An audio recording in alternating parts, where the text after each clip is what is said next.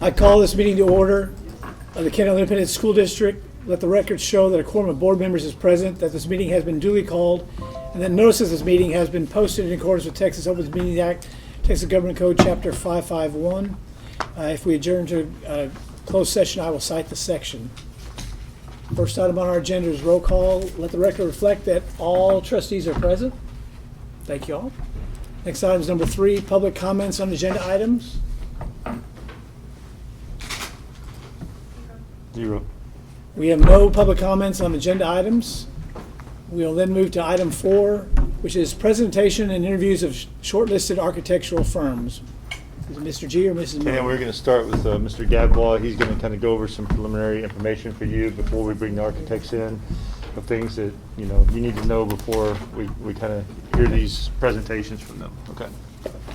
Well, board members, good to be with you this evening. I was telling Ms. Douglas earlier, this could be the most fun experience or excruciatingly painful experience, depending on how good the presenters are, which could also be a challenge. But we did send out a request for qualifications. Very pleased that we got really good coverage all over the state, really, not just in and around the Metroplex. Had 12 responses. We had a committee that reviewed them at length and came up with an overall ranking, and couldn't carve it down any further. We felt like the top 4 that we ended up with were worthy of your review. So we solicited their interest in coming before you tonight to give a brief presentation. We've asked them to give about 15 to 20 minutes, leave some time for Q&A, and then we'll do a little musical chair and rotate the next firm in here. I know it's a public meeting, but our practice typically is, and in 30 years we've never had an issue, but we, out of professional courtesy, we ask the other firms to wait while each firm gives their presentation. So tonight, your job as the school board and the folks that have to make the final decision is my recommendation is see who gives you the best feeling. Any one of these firms could do the work for you. We typically look at firms that are going to give you some principal level support, specifically some company corporate leadership as part of your team, not just a staff architect. This project is not extraordinarily sexy, so it's not unusual for some of the bigger firms to kind of throw their B or C team at you to get the walls moved and that kind of thing. But I think since we're truly affecting the learning environment for your younger kids, this is an important project. And so we looked at all the profiles. We've got a range of small firms where you could potentially you will be working with the owner of the company. We've got some large firms that have spectacular K-12 experience all over the state. And then we've got some mid-sized firms. One of the things that comes up in these discussions that I want to tell you we have to be careful with, these firms have to be selected based on demonstrated competence. Meaning their statement of qualifications shows the work that they've done, the staff that they're proposing for the project, their relative experience. You can think locality. I can tell you in this age, geography is becoming less and less an issue with technology. So one of the questions that oftentimes comes up, well, how much do you guys usually charge? You can't ask that. And if you do ask it and they answer it, that architect could lose their license. I know it sounds silly. I'm an engineer. I've tried to give them my license back, but they won't take it. Some of the rules they have I think are kind of silly. But I will tell you, as a matter of course, given the size of the project, we could see anything from maybe 6 to 8.5% for basic services. Basic services include architectural, mechanical, MEP, which is mechanical, electrical, plumbing. Those are the basic services. Civil is sometimes an additional service. We don't really have any civil work on this particular project. And then you get into acoustical, food service, roofing, all of those other things that as part of the negotiations you work through and decide whether that's brought into basic services or if it's an additional service. So I share that with you tonight, so it'll give you an idea of the amount of money we're talking about, but it is prohibited by law to make a selection based on fee and to discuss fee during the selection process as far as qualifications. So other than that, I encourage you to to listen closely to their presentations, look at their experience, look at their team, ask them about their approach, ask them if they don't present it, how do they engage your staff? That was a big part of our planning effort was, let's get those early childhood teachers at the table, get your campus leadership at the table, and talk through what you want these spaces to be to best serve the students in Kennedale. And at the end of it, we're gonna ask you to share your feelings, discuss, and there are no right or wrong answers, and everybody's entitled to their opinion. Y'all all been through the team training and all that kind of stuff. But come up with a final ranking for those four. And it should be a consensus, and you should all feel comfortable that the firm that does float to the top is the one that can serve you guys for this project and potentially some other capital improvements that you guys think about in the short term. So with that, I'm happy to answer any questions. Let me say that we put on the agenda potentially decide and potentially allow the superintendent to go into negotiations. Originally, we had talked about this going on to the next regular board meeting if you need time. If you feel like coming out of this meeting tonight that you're ready to move forward, then we put it on there just in case of that, so that we could move faster. But if you're not, then, we'll decide that at the end after the presentations. So. Yeah, and I'll take the blame for that. Mr. G's not trying to force your hand. I just thought in the interest of time, if you guys are completely comfortable and you feel good about the firm that's ranked first, then we can move forward and begin those negotiations and start getting to work and come back maybe in the November meeting with some schematic designs for you guys to consider. So, any questions? I have one. yes, ma'am. Do we know the top four? I saw there was lots of forms that they had to complete as well that seems to be Yes. pretty standard at the back Correct. of each one of those. Do we know if any four of them are related to anybody in the district, on staff, previous board members? They all had to disclose any potential conflict with the Okay. school district. We didn't have any. Okay, so they did have to disclose that. Okay. Now, I have an uncle that's a principal at each one of these firms, so I'm kidding. No, that's kind of it's funny, when we went through the evaluation process, I explained to the review committee that it's sort of a curse and a blessing for us, because I personally look at many of them probably quite differently than the review committee, because in a lot of ways, I know where these folks are working, and I know where they've had challenges, whether or not we're working with them or not, because we're peers in the industry. And we've worked with most all of these firms, and so I have somewhat of an advantage, but I tried to not let that prejudice our evaluation, and so I also let one of our PMs kind of go through them as well, to make sure we were kind of seeing and thinking the same thing. So as much as we can be subjective or objective in the process, I can tell you when you're through with this, it's going to be completely subjective, because it's going to be the firm that made you feel the most comfort level of how they can serve Kennedale on this specific project. So it's 50% art and 50% science. So. Now, I did notice that one of Yeah, I was gonna go over the that primaries when you start this meeting, has and been I'll tell you mine. to talk to us as a board. I don't think any of the other guys were here. Holly Teague. Yeah. No. Yeah. In a Holly's previous- the one who worked with us. She Yeah. came from Mansfield, worked with them, Mansfield. I can't say the name of the early childhood center Yeah, the down in childhood Mansfield, center. helped design it. She works with one of the architecture firms. Yeah, and that's the only one. I don't think any of the other board members were here for that, other than me and John. Mhm. So, but Did they end up in the top four? she's in the top four, but Okay. Yeah. what she was She's a talking to us consultant about- for them. Yeah, she was. Oh, consultant. okay, okay. She's a Which one consultant is she, for. which one is she affiliated with? She's affiliated with Huckabee. Probably Huckabee. Okay. Also, I knew that name. the roofing consultants we use for the roofing projects, they are the consultants for the Huckabee as well. So. The roofing consultant? And if we're talking about that right now, I worked with Reliance Architects in Yorktown. So they put that into their sheet, so to divulge that. So the roofing job was with Huckabee, or it was with Reliant? No. No, Reliance one of the architects. Worry Roofing is the consulting company that we have used to help us make sure that our roofing projects were in good shape. Right. So. And they're roofing consultants for Huckabee. There's not much roofing on this project at all. So. That you know of. Well, part of the request was we wanted to know who their major consultants were, and roofing falls into that category. So, but it should be a fun process, should be relaxing for you. Hopefully it's a little nerve-wracking for these guys. But ask what's on your mind. You can pretty much ask them anything except how much do you how much are you gonna charge us? So. Well, you know what the first question is going to be, right? Yeah, right. And I hope they say, well, we can't really discuss that. There's actually one of the firms that didn't make the list. One of the principals of their firm lost her license for a year.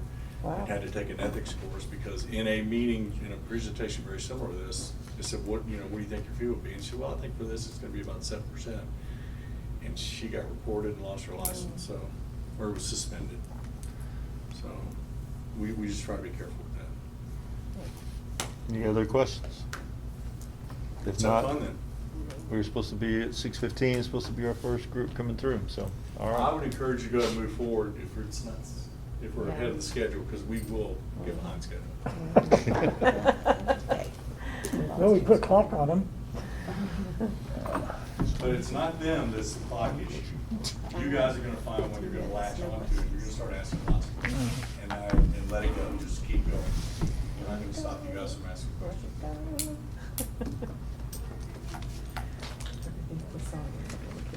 Oh, no.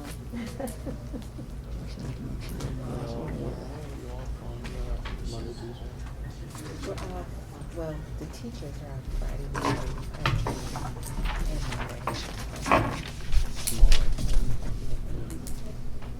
I want the mic. Do you want them to mic? Can you hear? I can hear without one if they talk on that. You don't want the mic? Can you hear? I can't hear. No. No. Okay, they're gonna need the mic. Why don't you go sit by the mic with that speaker? This is your safety. Oh, it's gonna be one of those nights. I hear. I hear.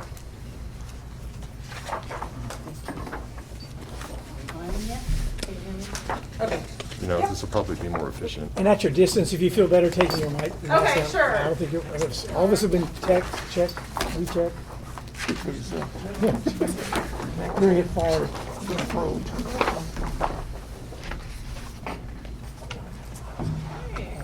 You've got to watch the last slide of the presentation. All right, well, to be aware of the time, I'm going to go ahead and start. So thank you for having us tonight. I'm going to introduce us. Well, we're all going to introduce ourselves, but to start, I'm Mary O'Brien. I'm one of the principals at WRA Architects. I happen to oversee our interiors department. I'm a licensed architect, but I oversee the interiors group. So I'm excited about this project when I heard about it, and I just love the interiors world, so it gets me excited and jazzed up. Here, I'll hand this to you. I don't know how long this is. Thanks, Mary. My name is Donovan Howard. I'm a licensed architect and an associate with WRA, and if we have the privilege to work with you, I will be your project manager. And I'm Keith Anderson. I'm a principal with the company as well. The youngest one in the group, obviously. And I'm also our director of design, so I get to have my finger in all of the pies in the office relative to design. So what we're going to do this evening is introduce you to our firm a little bit and show you some projects that we hope have some relevance to what you're looking at doing. So first of all, just a little bit about our company. And this is repetitive of what you have in the document that we sent in. But we were founded in 1954, and we have been in existence that entire time as a firm that primarily designs schools, and over 95% of our work today is in the education sector, and almost all of it is for public school districts doing K through 12 work. So, as you can see, we're located in Dallas. Most of our clients are in the DFW area, and we have a lot of clients that we've worked for many, many years, some of them almost as long as we've been in existence. So that's something that we're very proud of. We do work all throughout the state, however, and we have an office in Tulsa, Oklahoma to help us better serve our clients up there as well. So, but the lion's share of our employees and work are in this area. So for our presentation today, we're going to talk about two main categories. So our technology, as well as some focus on different projects and design. But starting off with technology, so this is an element of our company culture that we really value. We're always on the forefront of the latest and greatest thing and trying to implement that into a lot of what we do, but we do it with a large purpose. So our main software that we use is Revit, but it utilizes BIM, or Building Information Modeling. We were one of the first architecture firms to begin using that in 2008, I think. So quite a while, we're quite seasoned at it.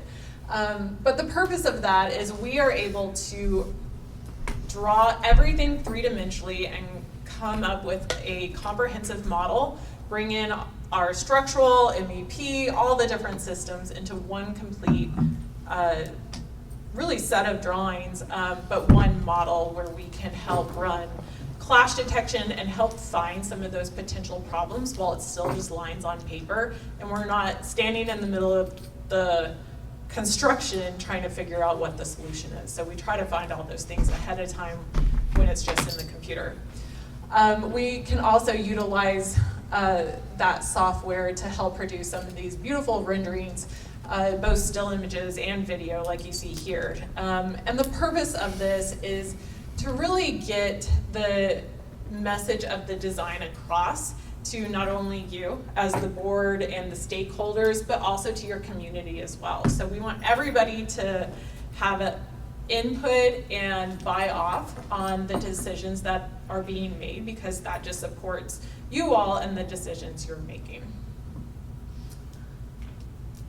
So real quickly, we'd like to go through a few of the projects that we hope, again, as I mentioned, are relevant to the repurposing project that you're looking at doing. Most of our projects, numerically speaking, are addition and renovation projects, so it's something that we have a lot of understanding with. Our clients, especially since we've had such a history with so many of them, tend to give us those projects knowing that we'll give them the same attention that we'll give a new ground-up project.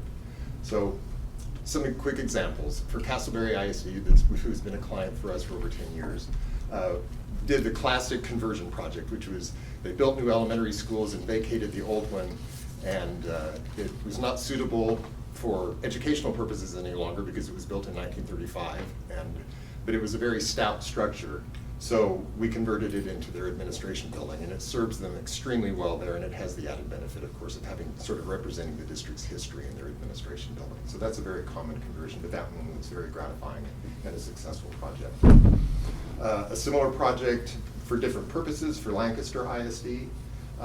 They had built this school in the 80s to serve as a middle school, and as they evolved over time, it served as an elementary school for several years. They built new elementary schools and it sat vacant, and to alleviate pressure on their high school, they converted it into a 9th grade center. So it's essentially the same building, but all that you see of the entrance is new construction to give it a completely fresh look. And also there were conversions on the interior of the building to make it more suitable for what we expect today for 21st century education as a venue for that. So you'll see collaboration spaces in it and opportunities for the indoors to blend to the outdoors, that sort of thing. So again, back in Castleberry, we most recently completely reconstructed their middle school. It was one of those buildings that's been built in 10 phases since 1954 through 2010, and the existing building was not really suitable for conventional TEA compliant classroom spaces. So we gutted it down to the structure, which was very sound, and rebuilt it back with a new entrance that you see here, which relocated it to where it really needed to be, and completely rebuilt all of the classrooms inside with collaboration spaces, bringing them up to the size they need to be for TEA. And it feels, for the uninitiated, like a new school when you walk through it, regardless of what portion of the building that you might be. No, thanks. Career Institute North was previously Walnut Hill Elementary School, which was struck by the tornado that went down Walnut Hill in 2019. Most of the existing school managed to survive pretty well. Dallas ISD tasked us with repurposing that school and converting it into a CTE facility. And to lean on what Mary had mentioned a few moments ago about technology, we don't have much in the way of a very good existing documentation, primarily because it's been a school that was first constructed in 1937, this front portion, and then added on sequentially throughout the years up through the 60s. And so we were tasked to add on to it and rehabilitate it, and we've had to kind of lean on being able to scan it and use kind of drone scanning and the latest technologies to figure out exactly what exists in the field today and be able to produce a good set of construction documents that they'll be able to hopefully begin construction here in the next couple months. So you may be familiar with Brock. It's out west of Weatherford just a little bit. And that was the slide that you got to stare at the intro. They invited us to help them with the design of a new pre-K through 2 grade, second grade school a couple of years ago. And their schools were conventional in terms of their educational delivery, and they wanted to try something a little bit different. So we worked with them to introduce the concept of a small learning community. So all of the classroom pods by grade level are clustered together around an open space. And there's all of the restrooms, teacher support spaces, and everything in each of those small learning communities represented in this building. And also probably one of the biggest features that was a step away for them was having a media center right in the middle of the school that's extremely open. And in this image in a second, you'll get to see that. It was what was at the opening slide. And what has been kind of fun and gratifying about this is that it was a big step for them, for the educators, but they were very enthusiastic about it because they got to participate in the planning. And then after they moved in, it's like every day is a new discovery of how they can use this building. And so it's fun for us as architects to see that we can actually help teachers do their job in new ways and ways that support them. I'm gonna project, so I feel like I have a louder voice. So another great example is Hillsborough Elementary School. This campus just opened in the fall, so we're very excited that kids are in there and utilizing the space. But the school was a ground up, brand new elementary school, but the town and the city of Hillsborough is quite conservative. And so we wanted to pay respect to the city and the environment and the context for where the building was going on the district's request as well. But as you moved into the interiors, it's so playful. Oh, I should mention it's pre-K through 3rd grade at this campus. But lots of interactive elements. There's different size of gatherings for the kids. So we have large group with a big grand staircase in the middle of the library to smaller reading nooks and smaller places where you can kind of not hide away, but feel more cozy and intimate.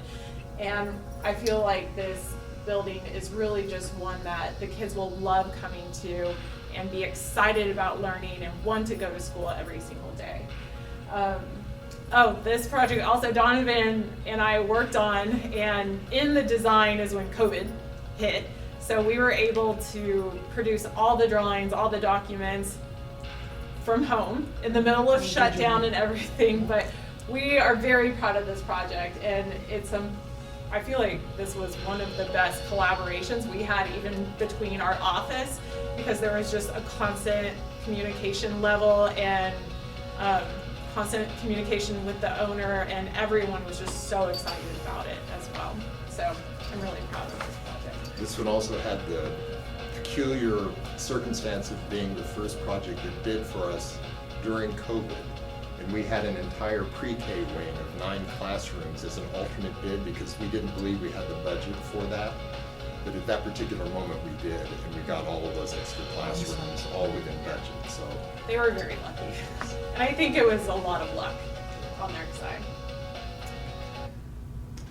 So those are some projects that I hope have some resonance for you. They give you an idea of the sort of work that we do. I'd just like to close by saying that we understand as school architects that producing this is only a part of what we have to do. We have to understand that whatever we do for you is something that you can afford, something that you can afford to maintain, and something that will support what you're trying to do, and that we're not bringing to you something that is going to work against you. So I'd like to kind of stress that that's sort of at the core of how we approach our design of schools. So thank you for hearing us out through all of this, and we welcome whatever questions you have for us. I'll start. How do you evaluate, again, the school, the project we're looking at is in a residential area, in an older community. Almost all these designs are ultra-modern. And it would be like sticking a thumb in their eye. How do you bring those modern elements into a really closed area with, again, it's a very tight community. We don't have a lot of space. All these have Sure. a lot of space to walk around in. I mean, how do you initialize looking at those types of issues? Well, I think that the first answer to the question is exactly what Mary was talking about for what we did in Hillsborough. Because even though it's on a larger site, it was in a community that we needed to be very respectful of exactly what you're talking about, of them not wanting something super modern, something like that. So one of the processes that we can go through to even hear that we didn't describe is what we call a design charrette, where we get people who are stakeholders, people from the community in the room, and give them the opportunity to talk to us through a process and hear those things, so that we can evaluate, they feel like they've been heard, so that whatever we come back with is some reflection of what they've told us, and that's a useful way to do that.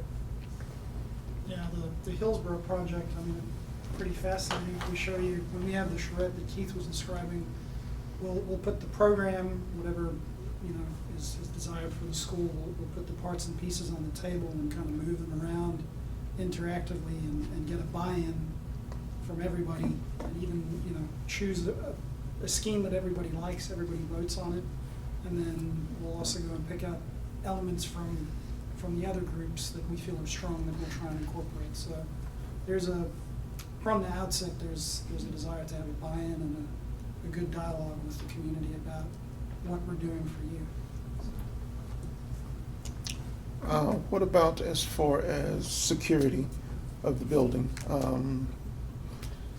Yesterday and some of the other things that are going on in the world right now, there's a lot of glass at the front of it, a lot of things like that. So what are you doing design-wise as far as security, at least for the front of the building or anything like that? This is supposed to be for early childhood, so we're talking probably K through pre-K through, yeah. So And what secure could- vegetables to Yes. shut off access as they come into the building. Absolutely. So that's a huge part of it, the entry. So there's different approaches to the security, and we would work with you and if you have an SRO or somebody to bring in and have those conversations with. Sometimes we even bring the police department into the conversation so that they can have a say on how they could access a situation. God forbid that were to happen. Yesterday was very sad. But the secure vestibule is just one step in that, but really taking the multi-layered approach where if an intruder were to approach a building, first off, the admin would instantly have eyes on someone coming up to the building. So that's step one. As they approach, we can create that kind of man-lock vestibule area and secure someone in there. But then as you move through the building, there's also ways of cutting off access points to different hallways and things like that inside the building. Not only that, to the classroom level, so even in Hillsborough, we did windows up to 4 feet so that there is cross visibility between classrooms, because it is a school and you want it to be happy and playful and have teachers collaborate.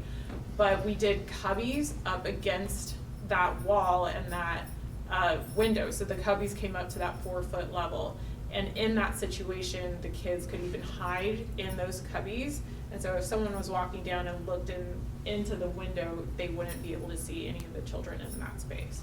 So there's a lot of levels to that. All of the playgrounds completely fenced in, security, lots of cameras, all of that is standard to our practice. We also did, in Hillsborough as well, we did shared restrooms between classrooms, which students and kids could fall into in the case of emergency on the far side away from doors.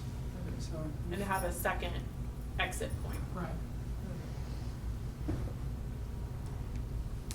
I have 3 questions. So, Okay. track record is staying on budget. Mhm. What is your track record? You've got a lot of K-12 projects. So from start to finish, staying on budget, what would your track record be? I would say that it's excellent, but I would expect anyone to tell you that tonight when you ask that question. Yeah. But in fact, I guess maybe the best way for me to answer that is that we have very good working relationships with our contractors. We are noted for producing really good construction documents, which the value of that is that people can be more competitive on bid day, however it is you choose to bid it, because they know what they're bidding. If things aren't clear or not well coordinated, they have to guess.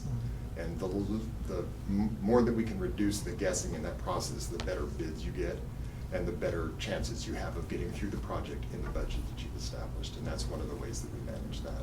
But in the relationships that we have with our contractors and construction managers, they're able to give us insight either prior to the project, if that's the delivery method you choose. And we're very good at listening to what they have to say, because contractors do have a better feel for what's going on in the marketplace than architects do. That's just a matter of fact as far as I'm concerned. So it kind of boils down to we play well with others when it comes to that. And we're willing to listen and take advice from our construction partners. Second question, timeline. How, from design to finish and staying on timeline and completing the project within because our timeline's pretty tight. So, for being able to do what we want to do in a short period of time, and we need to know how that looks, So I will tell you, frankly, at this moment, the biggest challenge to any timeline, and I'm sure you know this, is the delivery of materials. We're seeing frightening things that we've never seen before in the construction industry that are causing delays in projects that they're simply out of everyone's control. So that's the biggest hold of it. It won't be us. Okay. Third, we go with your firm. You'll be the 3 that we work with. How often would we be able to see you in district, on site, I guess, verifying and looking at progress? So during design, we would have lots of design meetings and lots of collaboration. Once it's in construction, working with the contractor, we can have weekly or bi-weekly meetings, whatever works for everyone's schedule, because we also want to be respectful of your time as well. But not only us, we also have a team of construction administrator field reps. So we would be, Donovan and I would be out 1 to 2 weeks, or 1 or 2 times, or once a week, or every other week, I should say. But our CA field rep would come out at least once a week, if not twice a week. And actually, one of them lives in Arlington, so Just I'm sure he across the would freeway be. a little. Yeah, so I'm sure he would love to be this close.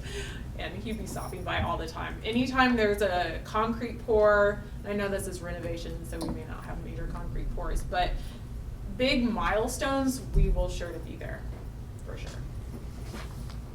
And accessible when you need us. Yeah, and if you ever need us. On yeah. email, text, whatever it needs to be. How are you handling the increased cost of materials from the time of bid to the time of delivery? Because it changes in the scope. What's your kind of norm on those? So what we're seeing, I don't know that I can say that we're handling this, but what we're seeing for the first time is escalation contingencies being put into the budget to cover, because there are certain things that people are coming back, if they weren't able to get it, lock the order in time, people are just coming back with increases in costs. And it's kind of a take it or leave it situation. It's not let's go find it somewhere else. So that's what we're seeing, is some escalation contingencies being built into the budget for those things that are most at risk. Which steel structure is one of them, which you don't have to deal with here. So you may be in better shape on this particular project than other people are. And the shorter the duration of the project, do you see increased risk in terms of that escalation being more prominent in a short project, or again, a year-long project versus a 6-month project? Is it I would think that it would be better in a shorter project. Less likely to Less, occur? exactly. Okay. Right. Because Yeah, their bids you are based on what they think they have. Right. Yeah, and you have less risk of the unknown in the future, what the crystal ball says. So people can I mean, we can even expedite all the submittals and get everything ordered, and if we need to have a Connex container sitting on site, just storing Yeah. materials, I was or in a wondering- warehouse, at least it would be here, ready to go when they're ready. Is the building currently functioning as a school? Yes. And so what is your concept for how it will be vacated and the construction can occur? We have already vacated certain areas of the building. So we have lower populations at that campus for this year. We have tried to move them to the newer area so that the main heart where the construction needs to take place is vacated. Okay. So you may really have an advantage to be able to do just as she described, where everything could be ordered and on-site before ground is broken. And that would allow for a really accelerated construction without having to worry about delays along the way. Except for the traffic flow and containers taking up the space. Well, even if they were stored off-site, if they were at least Here, here. yeah. So, At least another question, safety concerns, it is an operating building with Right. campuses, traffic flows, as far as your, I guess, safety concerns and how you would stage things to where, children would be safe, Right. obviously, and the parents, traffic flows would function and school would continue, so. and that's something that we're accustomed to doing all the time. I mean, truly that falls more heavily on the contractor because it's their real estate at that moment to do. But we certainly work with them to come up with a phasing plan that will allow for the safest operation of the campus.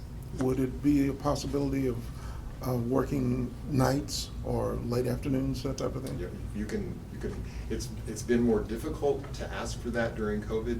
We do work with one particular construction company that has always required 6-day work weeks, for example, for their construction crews, and they just can't demand that anymore. People won't do it. But it's an option that would certainly be worth exploring. Is that the room? You handled it very well, Mr. Chi. One other question, I guess, is part of design is you've got little bitty kids and it's a 2-story building. And we were concerned about how, and parents are concerned about how kids are going to be able, 4 and 5 years old, being able to maneuver, or would they be, we've even thought of something like putting slides and that type of thing in. If we can afford it. So. But It's in the budget. That That's is not my in the budget. signature. No.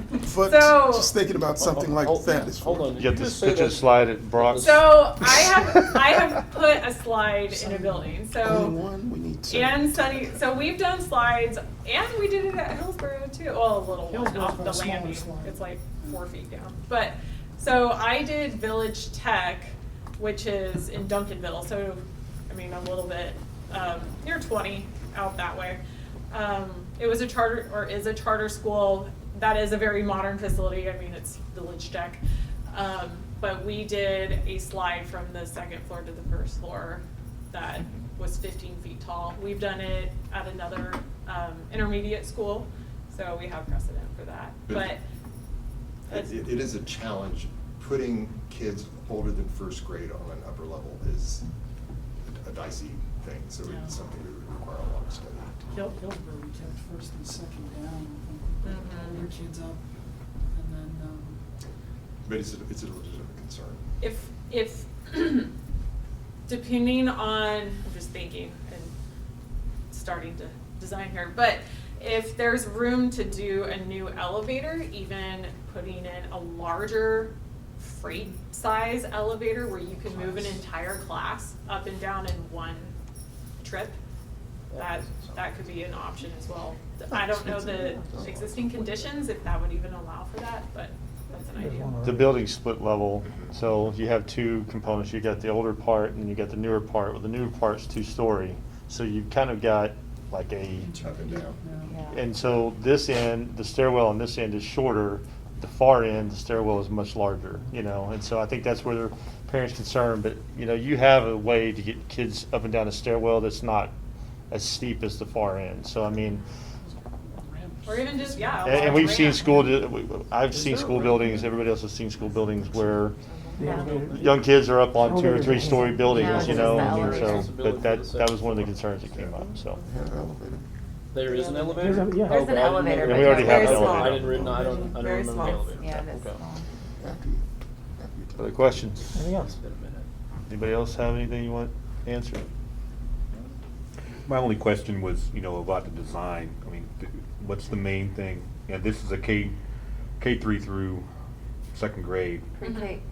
Yeah, Pre-K Pre-K to through first. one. pre-K to K 1. through Sorry, I slept last night. That's okay. A central idea, is there a central idea that you work from? Whether it's the open theater, is there one that you're gonna work from? We really, at this stage, we don't have a specific idea yet because I feel like every school should be custom to your needs and your wants and your community. And we would want to go through that process together and come up with that as a team. And I don't want to just sell some idea I came up with yesterday to you all if it's not a good fit, so. Yeah, I think you go look at any of our projects, no two projects are alike, we're all catered and tailored to the client's needs and desires and to function in a way that serves your students and your staff. And, we really are looking at our pre-K area, which is the older part of the building, that in our mind, what it should be, being experiential learning, and all kinds of experiences for the kids at an early age, and a lot of play and Yep. that sort of stuff. So. I relate. To that, I have a 2nd grader and a kindergartner right now, so I get it. I get how they think, well, as far as a mom can go, but even at Hillsborough, outside, it was in one of the images we showed, the library, we had this portal entry, and we did, well, on the opposite side of that bookshelf, as the hallway, so when the kids are lining up, we did this peg system that, It's in the video. it is in the video, but it spells out Hillsborough, but it's just a way to kind of fidget and play with something as you're standing there waiting your turn to go into the library. So little things like that, it doesn't break the bank, but it's a way to make it fun and get kids excited and keep them focused as well. And we also did kind of large circular cubbies, which I think showed up as well, which the Yeah. kids loved. We can actually fit our interior designer in there, who's about 5 feet tall, so. The building is very fun. The kids loved it on the first day we were there. We incorporated portals, glass portals into the balcony on the 2nd floor, which was raised a little higher for security concerns. That was a request of the client. We put round windows so the kids can actually see out. Well, we didn't want them tempted to try to jump up and look over a railing height, so we just put windows in there. And it worked I don't out. guarantee there's not constant smudges and handprints, but it does give them a view down into the space. Did I hear you say that when you met with the community for their input, that you actually had 3D models, or was that on a computer, or is it a physical that you move around in this space? It's 2D and it was on a big marker board. Okay. So we had magnetized pieces, so Yes. people got to move them around. So you can see different configurations and Right. ideas, Mhm. okay. We still try to keep it fairly broad, more like bubble diagrams. It's more about establishing the relationships and just hearing what they have to say. Yeah. So getting the input, because every idea is valid. All right, I think we're Time. over our time limit. But thank you very much. Appreciate it. Thank you for coming, we appreciate your interest. Thank you all. Guess what this is.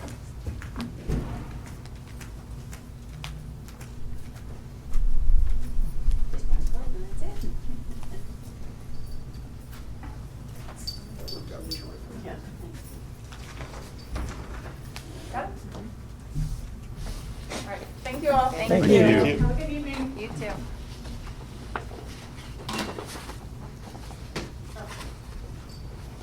So now you are gonna have to ask those questions, so. Well, we just take it, that's your series of questions we'd expect you to ask each time. You're right. Because now we have to have the same answers to the same questions. Right, there you go.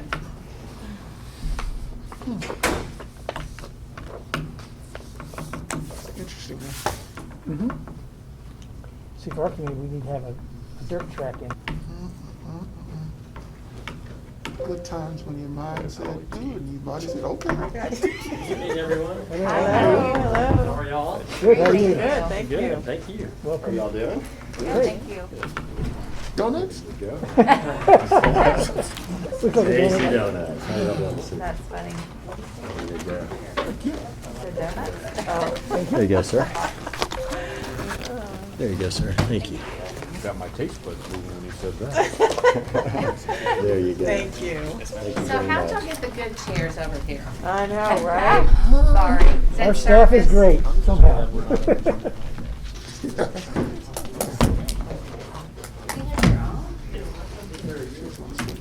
Where do you guys want us to present? From up here? You're good You're right fine, there? and you can pull your mask down, I think we're all fine. There's a microphone, or you can It's talk easier to talk without a if mask. you want to talk without the mask, Is that okay? if Yes, we yes. take these down? Okay. Fancy? or you can talk with the microphone, either way you want to do it. Can everyone hear me if I just talk? Yeah.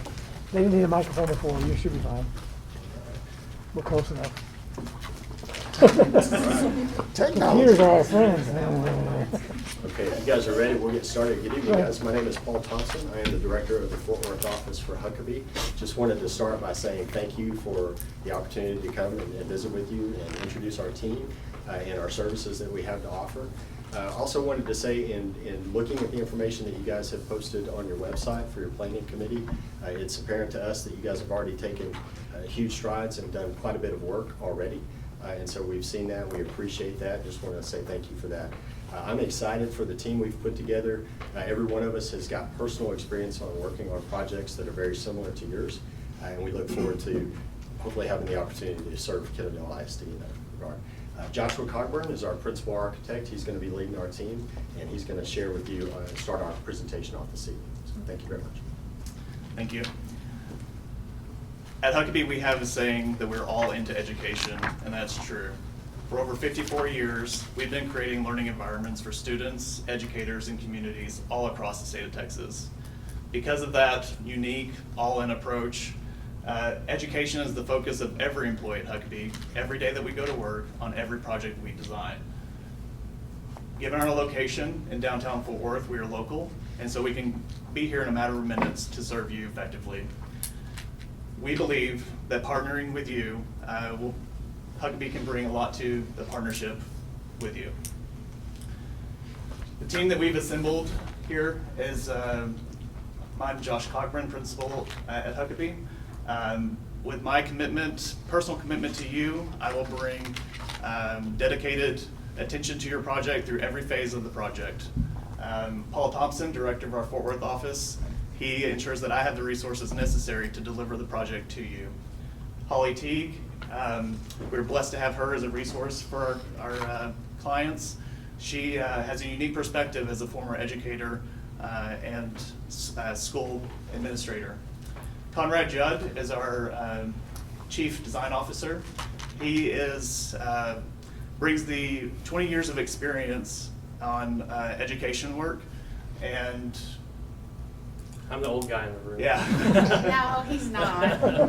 He brings the experience and the knowledge for the projects that we'll be working on for you. At Huckabee, we truly are all into education, from the early visioning, research, and design to our internal cost estimating, quality control, construction, warranty, and closeouts. We're a full-service firm dedicated to providing quality documents for you.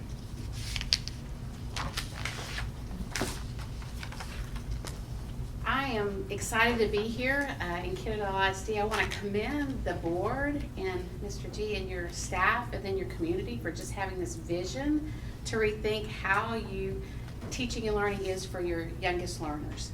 That's a really big deal. The foundational piece is, I believe, pre-K through first. And so, again, congratulations and thanks for what you're doing, and through this process to dream big. It's you're doing something that very few people have done. I can tell you that.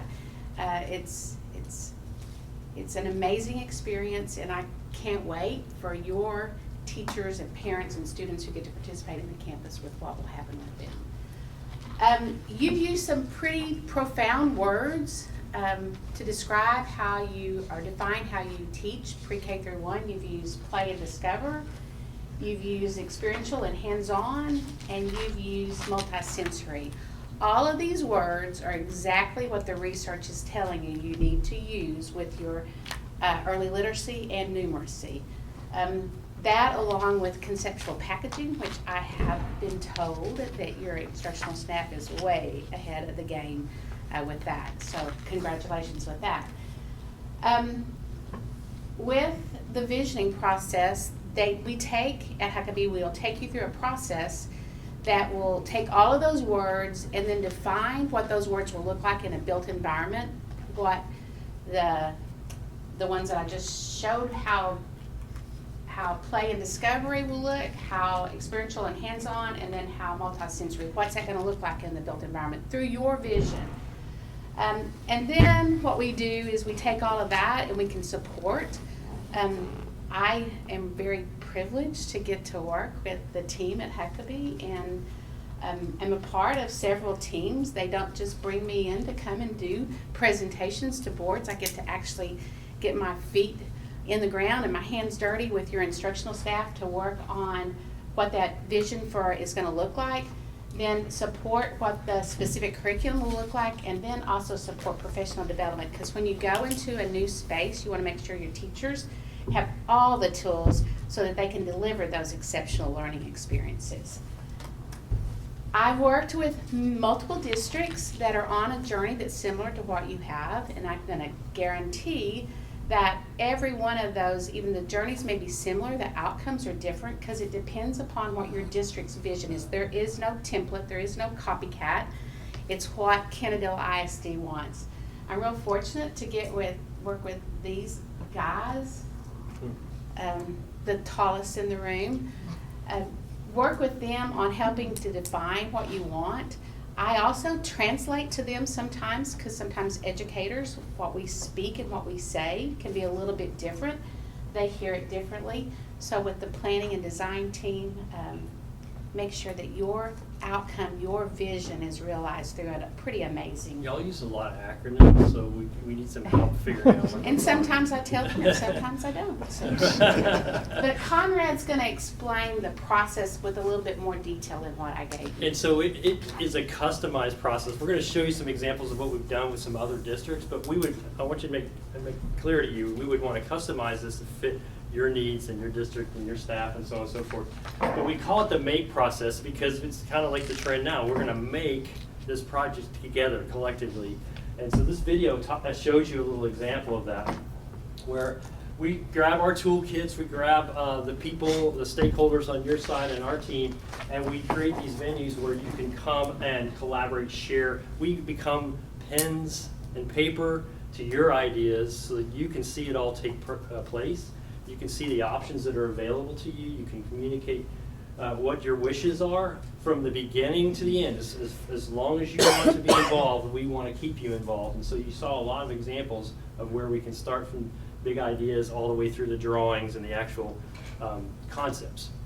So that's the process we'd love to get to go through with you. We have taken a little time and looking at your facility. It's always important when you find out you're going to be interviewing for a project that's a renovation to have an understanding of the facility. And we've done many of renovations and had to assess all the opportunities. You have to get creative with an existing building. And I think you're doing something exceptionally unique, the pre-K through 1. We haven't done that yet. That's exceptionally neat. That's going to be spectacular, I think, in terms of leveraging this building for that and getting creative on how we use it. The nice thing too is this is a nice site, it's a large site, so for construction and phasing, you have the abilities to do that. So we've taken a look at some of that already and said there's a lot of opportunity here. There may be some creative challenges we may have in terms of leveraging the 2-story the best way we do and some of the remote buildings, but we can get creative and do that. So I just wanted you to be aware that we have taken a look at your site and we think there's a lot of opportunity. Now I'm going to share some before and afters of some projects we've done before to give you an idea of how exceptional I think the renovations are, because a lot of people understand these as old buildings, but when they see them transformed, there's actually some bigger hype and excitement than a brand new ground up building. So This is in Stephenville. It's existing campus. Doesn't look a whole lot different than maybe your setting. But it was important to them to have a new, brand new front door arrival. And so this is an example of what we worked through with them. And you see some of the original buildings a little bit in the background, but things are possible in terms of really creating that new image and new aesthetic. Indoor spaces, you might have spaces where you've got an existing lab or whatever, and that lab, an existing science lab, can be transformed into something completely different. And this isn't necessarily pre-K1, but it just gives you an idea of the type of space that can be transformed from materials to lighting to all those things. And I know you know that, but it's really an exciting exercise to go through for that transformation. Hallways, what can hallways become? Well, they become light, bright, open spaces. Furniture makes a huge difference. We have furniture specialists on our team that work through and really hone in on leveraging furniture. Hallways, again, this is a project working on Early Childhood Center that lets you see how connectivity to the outdoors is important as they move through the space, and having that visual connectivity is an example. You know, that collaboration space, it can really be important to bring students out. Transparency, mobility, flexibility, a space that's possible in an existing transformation of an existing facility. And classroom, and really paying close attention to what is important and specific to the age of child that we're talking about here. Creating an environment that works well for them, that they feel comfortable in, from natural light and view to the furniture as well. Down to the classrooms for the little older students, those first graders. And so we've done several projects where this is a folding wall between two classrooms that you can move but also use and write on, so some flexibility and furniture with those older students too. So finding that sweet balance between the youngest and then your older students as the first graders. And then you've seen some of this with some work that we've done here is how far do we want to consider going? You can scale these things, and we're working on several projects right now. We're finding the right scalability of the budget that you have. Are there certain situations where you want to go this far, or can we do something that's not quite this far? But we have the ability and expertise to do that and let you dream and then discover what's the right fit. I also want to show you a video here of Jandruco. Some of y'all are familiar with that center that we've done. And this is from a perspective of a child, videoing this arriving as a child, being dropped off and walking through. And we talked a lot about how do you set this up so that a child really has fun and is comfortable and experiences a neat space, from color to transparency to natural light to simplicity of the layout. So circulation hallways is very easy to navigate and understand. The use of materials and texture so that they become understandable and rememberable for them. So every day it's the same thing, they're familiar with it. You come in, oh, that's where I head to that tile. That's where our gym is, and light and bright again. So then using color and theming, we have environmental graphic designers and experts that helped with these projects to theme them and brand them in an appropriate way for kids to imagine being in different spaces, different settings, different career paths. And then spaces like this become their living room, their space to learn things outside of, where they could dine together, where they can socialize, where they can learn more than just be educated, but they're actually part of their social engagement and their play. And arriving at a space like this that gets them jazzed every day and excited to go to and experience. Holly could share some statistics of what we're seeing in terms of kids' attendance to school because of these types of environments. So we love and have loved and always loved designing these types of facilities because they are so unique and they are so personalized to the young minds. And we love the opportunity. So we're all into education. We are architects, but we are into focusing on education, and we'd love to partner with y'all. We'd love the opportunity to show you what we're capable of doing. And we hope that you've seen some things here that might inspire you to consider partnering with us. So thank you for the opportunity. Thank you. Thank you. Do you want, at the back of the book, there were some more Yeah, that's images? right. We did include the one in the presentation because we didn't feel like we necessarily have the time to get to them, but there's some other examples of our project photography of other projects that we've done recently. So this one that says Early Learning Center right here. Where's, Yes, sir. where's that? That's Is that- actually in Keller. That's a Keller. Keller. ISD. Yes, sir, that's their second early learning center. And then are these pictures that follow from that center? Yes, sir. Yes, those are. Okay. They should be in that order. I'm sorry, I hadn't, when we printed them, I didn't look through them. So we'd be happy to answer any questions that you may have for us. Don't want me to go? You go first. If All you right. have top 3 questions. I got everybody three main questions, Yes. okay? Your track record is staying on budget from start to finish.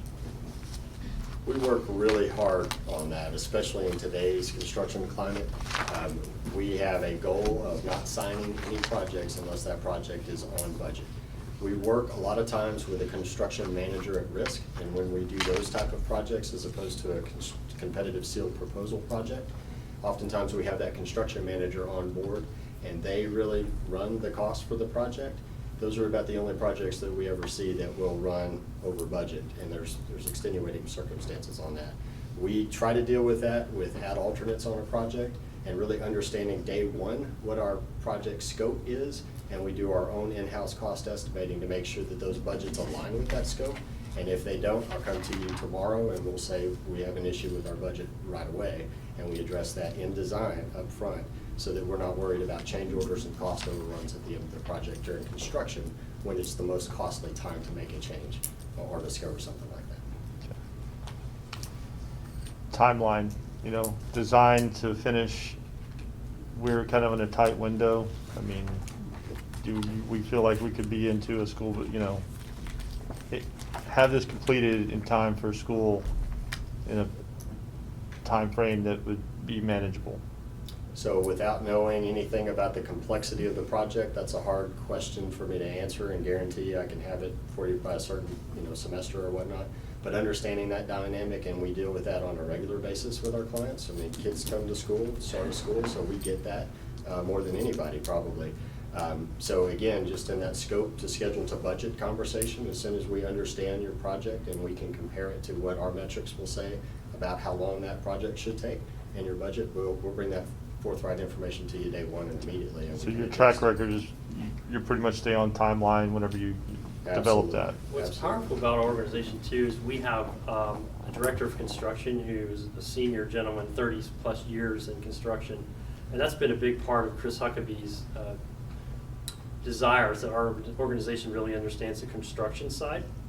So that's what really helps us to maintain that pace with our contractors and make certain that we're helping them along the way as much as we can, but also reassuring our clients that they're on schedule as well. So we're, again, and they said we're a holistic, solution-driven firm, and that's why we've seen some success, is that we see where those needs are, and we fulfill them with our staff and hiring the right people and making sure we're doing that. So And you just kind of touched on my third question, which basically is, this is the team, you're the ones that you're saying you're gonna work with us, how often are we gonna see you? And, making sure that those construction company are on time and doing what it should be doing, and we're progressing at a rate that needs to be done.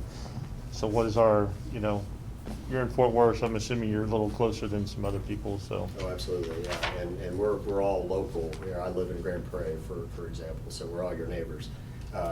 We can be here as often as you need us to be. Josh, as the principal, will be your point of contact, so you just have one person to worry about talking to, and he'll be here from day one all the way till project completion and warranty closeouts for you. Coordinating the team from the design standpoint to that handshake that we make during construction.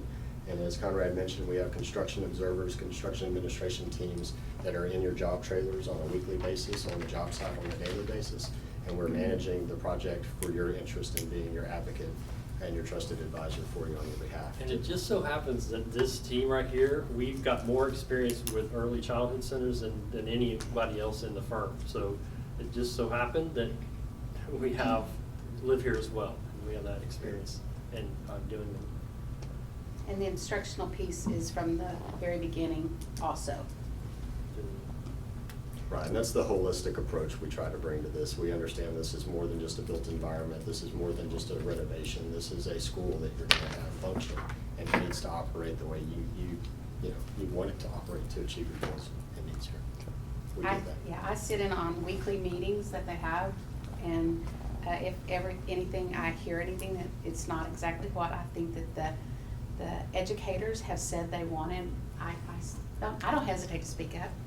I'm working on a current early childhood center for Gregory Portland ISD, and so that's the project that Holly's mentioning. So we have weekly meetings. The owner is invited to attend those meetings to hear the discussions.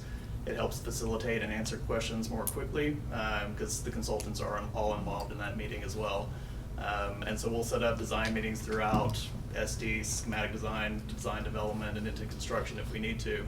And then once we're in construction, set up a regular meeting. We call it the OEC meeting, owner, architect, and contractor, where we all are in the job trailer discussing any issues that we have, how we're progressing, what does the schedule look like, how we're tracking overall for the project. And the contractor safety, this is an operating school, working with the contractor to make sure that the kids are safe and the traffic flows are good, making sure that all that. So that's 4 questions now, so sorry. Yes, sir. No, that's critical. We have extensive experience with that in doing renovations on existing schools, and there's a plan for that, and we make sure that we get that plan put together early, and that's fully coordinated with you and your staff and administration and the needs of the campus itself. So. Would you be able to do any construction in the late afternoon or overnight, that type of thing? Or We could certainly do that on an expedited schedule. I will tell you that increases your cost. That's usually an overtime situation for your contractor. But an expedited schedule to get something delivered early is definitely a feasibility. It just might impact the cost a little bit. Okay. Yes, sir.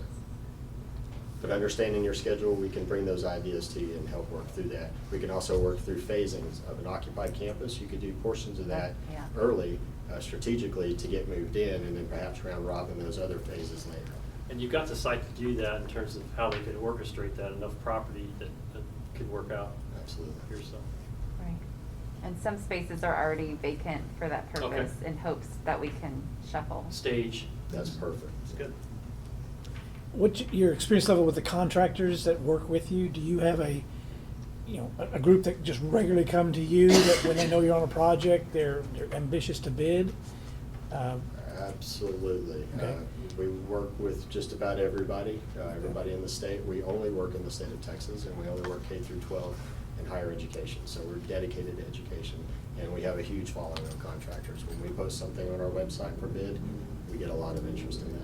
And similarly, if you've had difficulty with a contractor and they're still bidding the project, are you I will tell you upfront about saying we have an issue with this one because of experience? When we're behind the scenes, if we're invited to the scoring of that, I'll bring you that information. Yes, sir. Down to the members of the team, because we have close working relationships where we know their staff, know their project managers, and that's really where it comes down to, is those individuals that they're proposing to be on your project. To be on site. And since you're local, I assume you're looking for, there's a local contractor coalition that you probably work with? Well, not a formal coalition, No, so but to I speak, mean- but again, we've worked with, we've been around for 53 years. We've worked with most, if not all, of the contractors in the Metroplex. And the current environment in terms of your experience with contractors, are we suffering significantly because of, delivery side?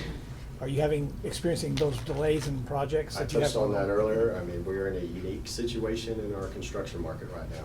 Those of you guys who've lived here, you've driven around the Metroplex the past 10 years, you've seen all the cranes, you've seen all the construction activity. It's only gotten worse and more hyperactive. We've also had the COVID impact to supply chain and dynamics there. So there are significant challenges. We're seeing costs increase 25 to 40% in some commodities for projects.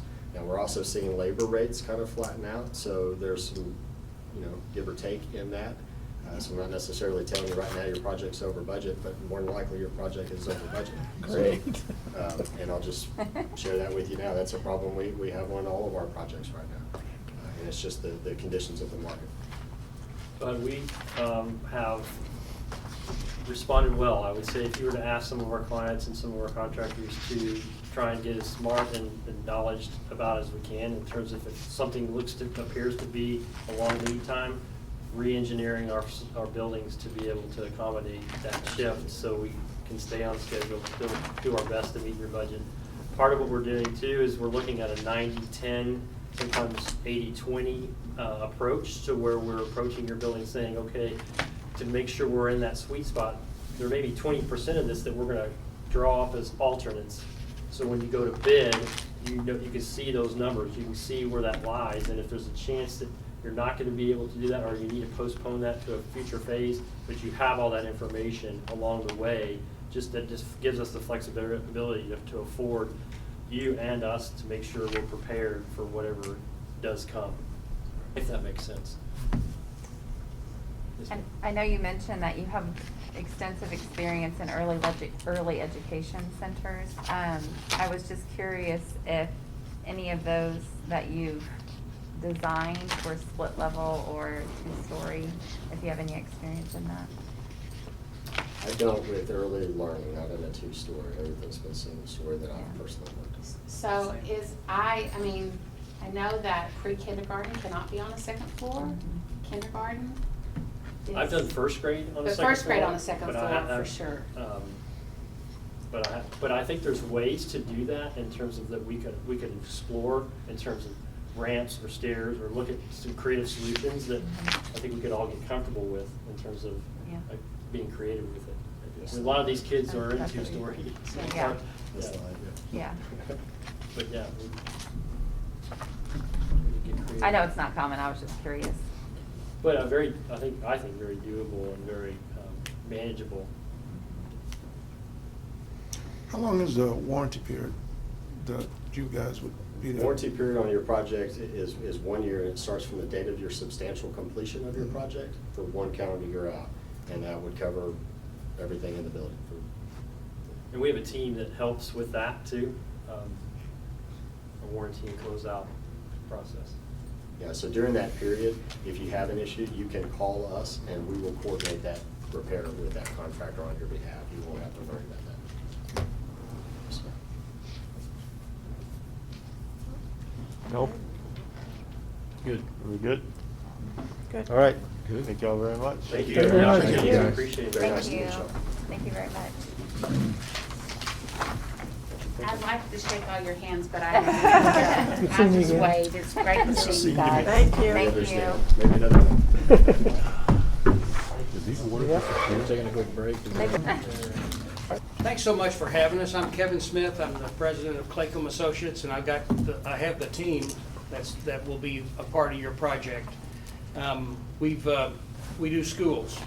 We've done schools for 37 years, and statewide we have offices in Dallas, main offices in Dallas, and we have another office in Austin and an office in Houston.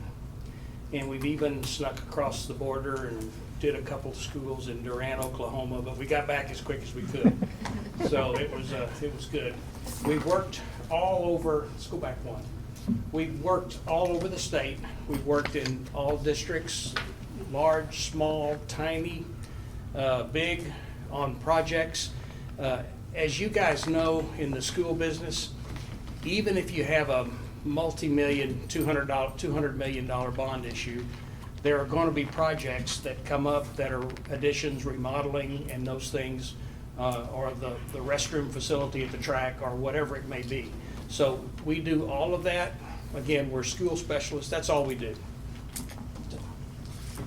So our mission basically is to help you deliver your curriculum to your students. And if we haven't helped and enhanced that delivery, then we haven't done our job. So that's what's really important to us, is finding out what you need and how we can help make the architecture match what you're trying to do with your curriculum. So I'm going to throw it over to Aaron Lee now. Aaron will be your project manager, and he's a terrific guy. Everybody that has ever worked with him absolutely loves him. And Aaron, to you. I have to pay Kevin after that one. So Aaron Lee, I'm an associate project manager. My main responsibility at Claycomb is to be a primary point of contact for our clients. There are some firms out there that might have multiple faces, multiple teams that they'll rotate in front of you. Our philosophy is to give you one person. And so if it's a phone call, email, I'm the guy. Every meeting, I'm there with you, sitting right there next to you. Are we going on track? Is this what you want? Do you want to do anything different? I'm there with you. our team, tremendously talented. There's a small army of architects, engineers, designers, various consultants. As much as I want to have them work with you, I think it's best just to help things more efficiently. If I'm the main guy, and we'll meet with the team as needed. Speaking of team members, Jeffrey Floyd is our director of design. He's going to talk about our design philosophy and process. Yeah, I want to tag on to what Aaron said too. He's here today because he's the face you'll see. He's there as a project manager from the beginning to the end of the job. And so when I'm doing this process, when we're going through our design process in those early phases, he's there because he's going to be there all the way to the day that you handed the keys and you get to move in and the whole package all the way to the 1-year warranty. He's your guy. But during the design phase, I'll come in with my team and Aaron, and we'll go through this process. And this is our process. It's how we approach it, but it's really all about you. Our process is what you're seeing in these pictures you see people in these pictures.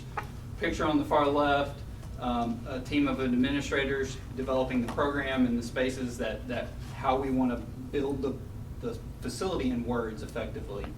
And then the next phase, we're actually sitting there with students. So this was a shred. Now, obviously, we're open to however you want to do it if that's not a process you want to do. But in this case, we wanted to bring as many of the students that are stakeholders, staff, administrators, custodians, all the above come in. But this is the one that usually gets forgotten are the students. I think with what y'all are looking at doing, this could be a really exciting opportunity to have students involved and hear some of their wild and crazy and brilliant ideas. Because that stuff, believe it or not, when we walk away from that, we end up with some really wild and crazy ideas, even with adult high school kids. But there's nuggets of truth in every bit of that we can take and mold into a building. And then it becomes the fruit of your labors, and it's tailored to your community. This is, as we're going through the process, the last picture is showing, the process where we go through and we're sitting down with individual teachers. And this was, I think, the architecture group, and we're sitting there going through a CTE program, and we're designing an architecture classroom, and we're going through it and talking about every little piece in the classroom to get it just right. So, the key thing about the process is we're trying to get input from your stakeholders, ultimately build consensus, and build it around Kennedale, not your architects. This isn't some project we're going to pull out of a drawer and give to you. Every job we do is tailored to your community, to your districts. So I got a couple solutions here rather than going through a bunch of different projects. Just some examples of some of the things that came out of those work sessions. This was a makerspace. There's a lot of different names for makerspaces. This one was very traditional and wanted the makerspace, but it was born out of an idea that they wanted a setting that was unique to the rest of the school where the kids could go and collaborate, whether it was building Legos or doing crafts. It was elementary here, so the makerspace was a little less technology driven in that regard, but again, it was a collaborative space where everything they would need would be gathered right there in that space. A custom table that was built for 2 people to sit on both sides and work together and move around the desk and migrate around to different centers within that space. Obviously, outdoor solutions are huge. Everything from like raised planters to ponds where you can take pH balance of the water and check the balance of the pH levels of the water, to outdoor spaces, an extension of the gym space. So what you kind of don't see out of this picture is that track actually goes into their gym, and then the kids get to tricycle through the gym and then back outside. And it also gave them a dry space, so when it's wet outside, they can go out onto this surface and it's not in the grass, in the mud. So, collaborative spaces. On the left was fruits of a very long session of exploring what it means to be collaborative in today's 21st century learning, and we're no longer lecturer-learner models in the classroom, and how do we get small group learning spaces and large group learning spaces. This was the solution that was put together there, where we took the traditional model, the self-contained classroom, and we moved the classrooms out, created a space in between, put windows to the classroom so the teachers could observe what's happening in that space, but it's a little neighborhood where everybody gets to see and monitor what's happening in the space. But it gives kids an opportunity to get out of the classroom and use the spaces differently.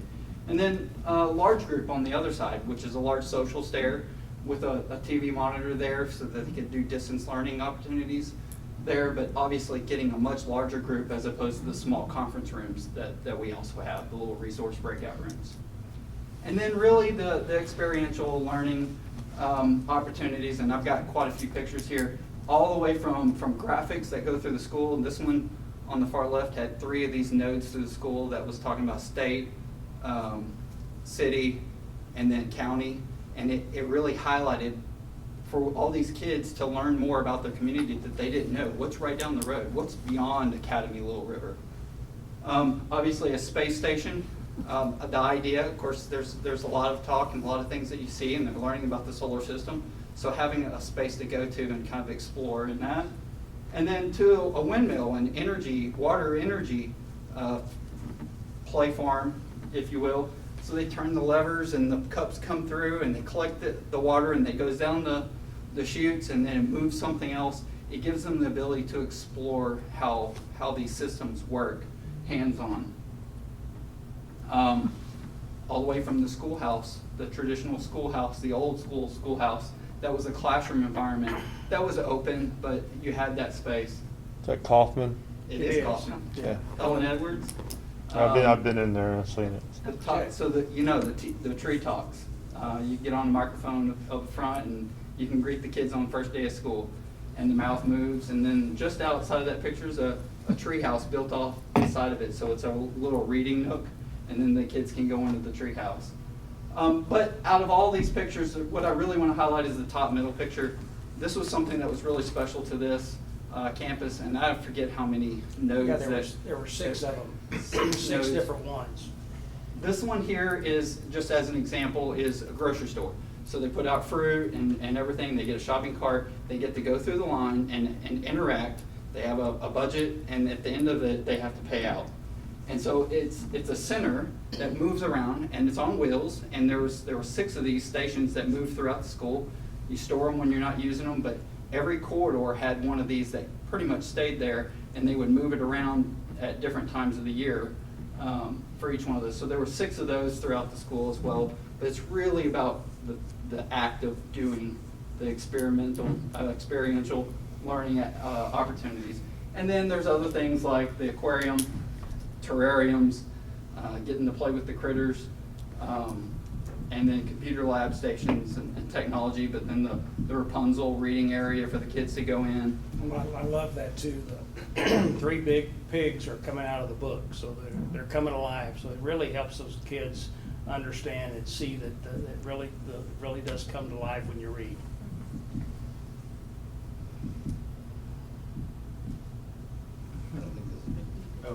I'll take over here. So, if I could add on to the images that Jeffrey showed you, those are a reflection of what we worked on with our clients. It's a partnership. It's a collaboration. We're not here to tell you what the right answer is. We're here to find the right answer with you. So, we're going to design these buildings right here in front of you.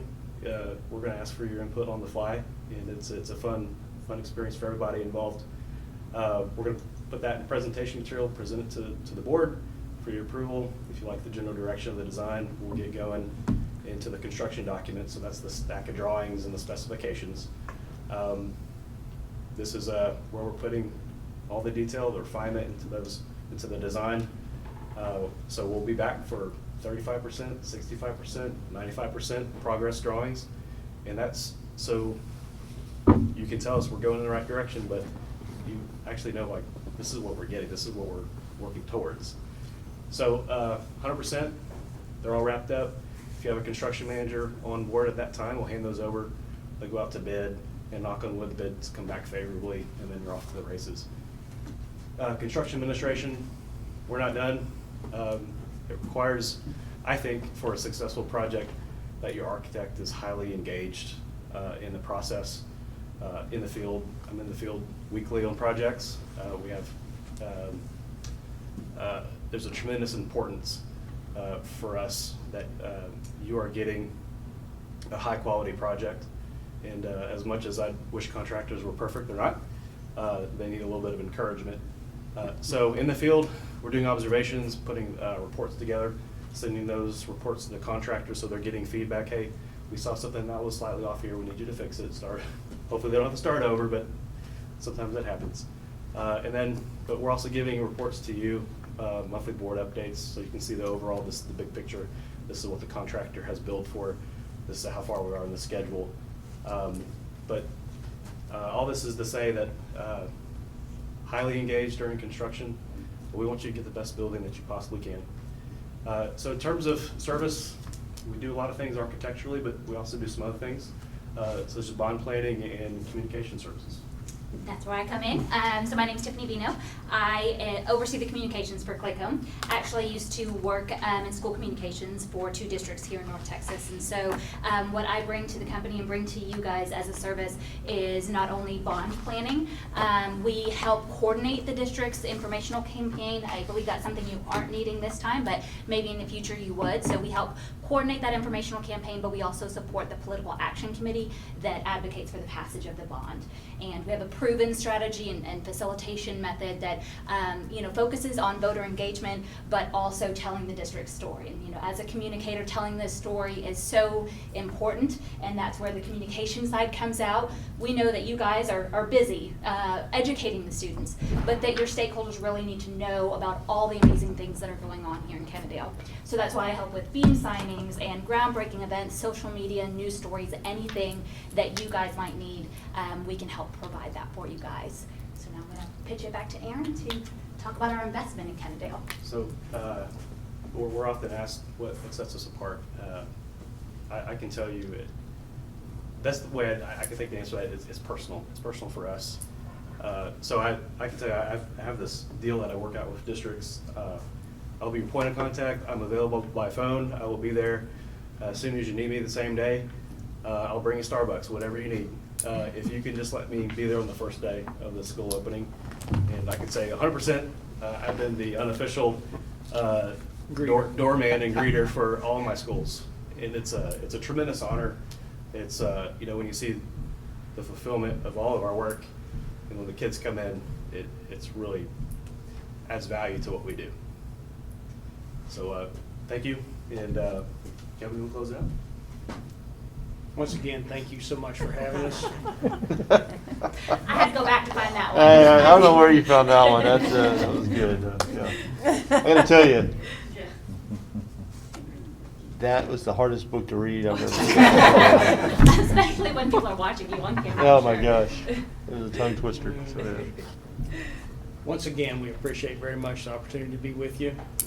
One of the things that you heard several times was service and serving you as a district. And I think that servant attitude, that leadership servant attitude that we bring to the table, those are the things, and it's the intangibles. I believe we're good designers. I believe we do good schools that stand the test of time. But that's not necessarily the best reason to hire us. The best reason to hire us is because of that servant leadership attitude. Some of the districts that you saw pictures of earlier, we've worked for 30 years continuously, 25 years continuously. And we haven't had the privilege of working in your district, but we're ready to start a 25-year streak with you guys. So thank you so much for having us. Thank you. I have a question. Yes, sir. Saw some great pictures up here. We talked about experiential learning spaces and maker spaces, those kind of things. This is a remodel. I didn't hear anything about that. How often, what percentage would you say are ground up projects versus remodels? And What percentage of what you guys do? Well, I think probably where you're going with this is it takes more time. It takes more time because you don't ever know what you're going to tear out when you start to do that. But hopefully there's some kind of documents that show what's available, what's there, and we'll start with that. We'll start with our engineers. We'll have them on site with us, and we will go through. And then the next thing is, depending on your delivery method, whether you do construction management at risk or whatever method you choose, it's really important if we get that CM at risk on board early, because I would like to have them at our elbow also, so that they understand and they can give input on, well, guys, this is great, but this might be a problem over here with this. Well, yeah, you might be right. We might need to reorient the circulation or something like that. We really believe in using, everybody brings something to the table, and we have a great relationship with all the contractors that we work with. But let's let them bring something to the table too, and let them work early on to be sure that they can look for any unforeseen problems. You know, surprises at Christmas are good. They're not necessarily any good in a remodeling project or in a new architectural project. I That think his answer? question is, most of the projects that you've done or completed have been ground up, or? A mix. Almost every district that we work for, we do renovation stuff Okay. with That's- too. Absolutely. So hundreds and hundreds of Okay. renovation projects. You know, to do the ground up, you gotta do the renovation stuff too. It's not everybody's joy, but that doesn't mean that renovation can't turn into a wonderful project. If you got good bones, it's the same as building a new building, and we build a good bone around it and then design something fabulous in it. But we can certainly do that as well. And so let me just add, we do have experience doing renovations and additions. In fact, I'm working with Farmersville ISD right now, about $65 billion worth of renovations and additions. And that's a high school project that we're doing major renovations on the existing school with kids in class working around them. And it's basically a reworking of most of the entire school, as well as adding some athletics and so forth. You know, as schools get bigger, the core facilities get stretched first. And so you've really got to go out and build new core facilities and then transform the existing core facilities into other spaces. And that's what we're doing there. But naturally, you can't, it's like a shell game. You gotta move things, build things, and move them in order to make it work. So what's your thought on second floor slides? I've never done one, but I have one district that wants to so badly. The team of people, his cabinet doesn't let him get quite that far out, but I think it could be an interesting, it transforms how you see school. I mean, that's really what this is about. We don't want school to be a space that kids don't want to come to. You know, my wife always says, because she's an educator, she always says, you know, you gotta get to the kid's heart before you get to their mind. And I think things like that, things that allow the kid to want to be at school, just getting to school in the first place and getting them with the right attitude is a huge part. And I think things like that can help transform that attitude. He's for them. Question? Unless you're not. No, we are. I know you've got In mine, you answered most of mine. It sounds like you're going to be available anytime you're needed, which is one of the questions that I had. With the other, Starbucks. sorry? With Starbucks. Yeah, with Starbucks. I don't like Starbucks, but I mean, How do you like your coffee? I think you kind of touched on staying on budget. Your track record with beginning of the project to the end, your record was staying on budget, and You only have so much money. And that's true whether it's a bond issue or whether you're doing it internally, or you're still having to gather money. And you only have a set price. And that's where I think that partnership between the contractor and the three of us, you know, really it's a three-legged stool. It's the architect, construction manager, and the owner. We all have a place at the table. We all have a role to perform. I want the CM at risk to be just as interested in keeping your budget right as I am. And I want him to be just as interested in getting you the maximum value that he can provide for you as I am. And so that's why that position is so important. the other component is completion on time, you know, being able to get the budget worked out, but also getting the project done in a timely manner to where you're not overage and, you know, we are on deadline. One of the things that we like to do with that is we like to get a critical path chart. And a critical path chart, the starting day and the finish day. Well, you don't have to order the toilet partitions on day one. but you better order them here, and you probably better order them closer to the first, because the delivery on everything is clogged up. The delivery timelines are clogged up. So that makes it very, very important, because if you miss a day here, then you're going to lose a day at the end of the project. And you can't make it up by just throwing more people on it. You know, we kind of joke that, a joke in our office is, you know, ask the question, can 9 women have a baby in 1 month? Well, that doesn't work either, does it? And that's what some contractors try to do. So you have to get on it and stay on top of the schedule from the first day, so that you don't lose it at the end. And everybody goes, well, I don't know what happened. Well, no, you do know, because you missed this date back here, you missed a day. And what are you going to do to make it up? And Aaron will start to talk about that at the very first OACM meeting, Owner, Architect, Construction Manager meeting, and start to talk about the schedule is a major thing to talk about each week.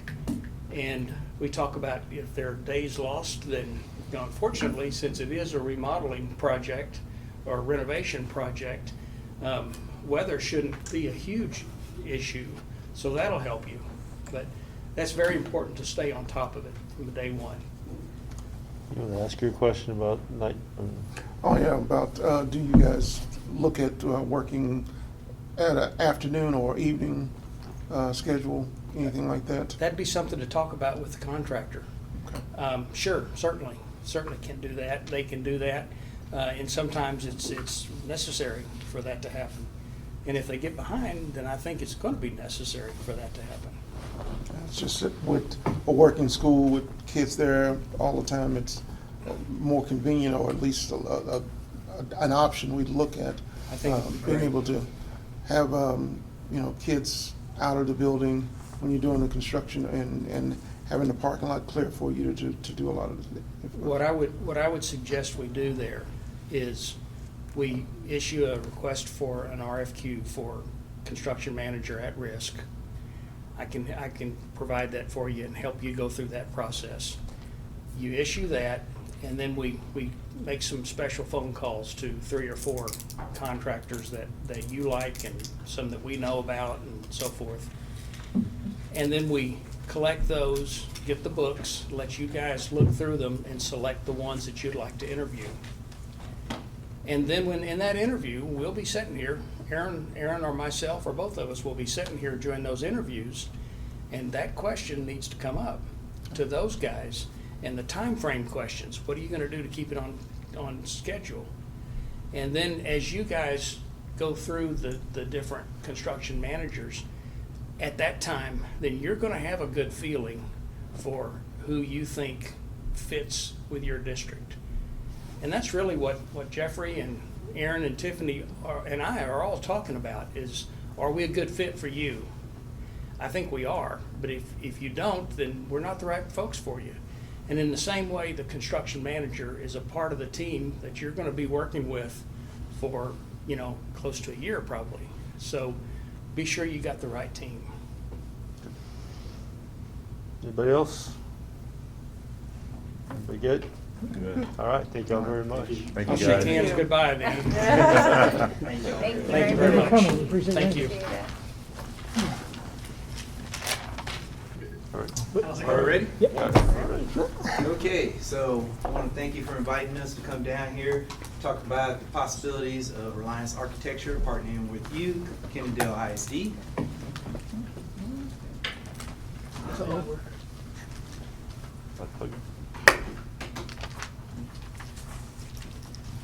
So we've worked in districts all around Central Texas, and we typically work within a 2 to 3 hour radius of Austin.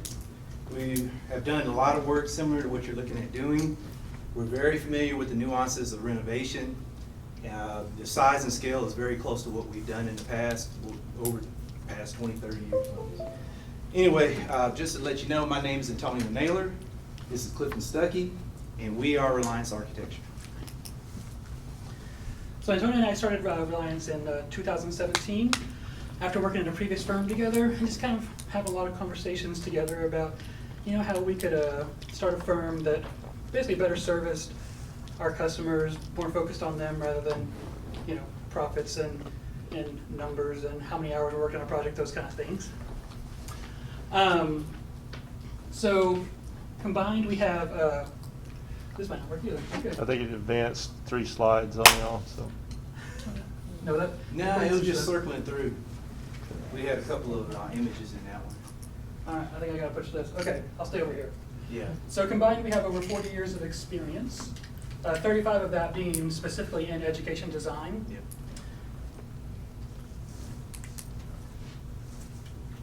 Okay. So Antonio and I have spent our entire careers serving small and community school districts around Texas. And I really want to emphasize that this is, it's what we do. We travel a lot. We're on the road quite a bit because we enjoy working with small school districts. We're in Austin, Round Rock. We're in Round Rock now. We used to be in Austin a few months ago. We could focus on that area, but our passion is kind of working with small school districts, and this is what we enjoy doing. Oh, sorry. So since we opened up in 2017, we've done 12 new projects, 7 addition projects, 27 renovation projects, and 6 master plans. To the side there, you see some of the school districts that we worked in. A testimony to us is that many of these are repeat clients. And that's what we really try to do. We try to get in there and do hard work and impress our clients. And we really want to have repeat clients. Just give you an idea of what we're working on right now. Antonio is working with Williams County, Pflugerville ISD, and Burton ISD, and City of Lampasas, all of which are repeat clients of ours right now. We have another architect in the office, Kimberly. She's working with 7A Sellers and Johnson City ISD. And then I am working on, I have a project in construction with a Cameron Park Zoo, another repeat client. And then I just started a project that's in design with Nordheim ISD. It's actually another kind of smallish renovations project, very similar to what you guys are doing. So to introduce our team, I'll start with myself. My name is Antonio Naylor. I have over 30 years of experience. I've managed over 70 projects. And I'm also an accredited learning environment professional. And why I think that's important is because through that program, and it's actually a program that you do, it's the same educational leadership program that superintendents go through. So it gave me a unique perspective, and it taught me about the different learning styles and understanding how to develop the spaces for those learning styles. And once again, my name is Clifton Stuckey. I'm also a registered architect in the state of Texas. Have just short of 15 years experience now, I guess. Managed over 20 projects from new high schools to renovations, additions, all across the board. I also have a few years experience working as a contractor, which kind of gives me a unique insight into the architectural world that I try to use, to add value and just better service for our clients.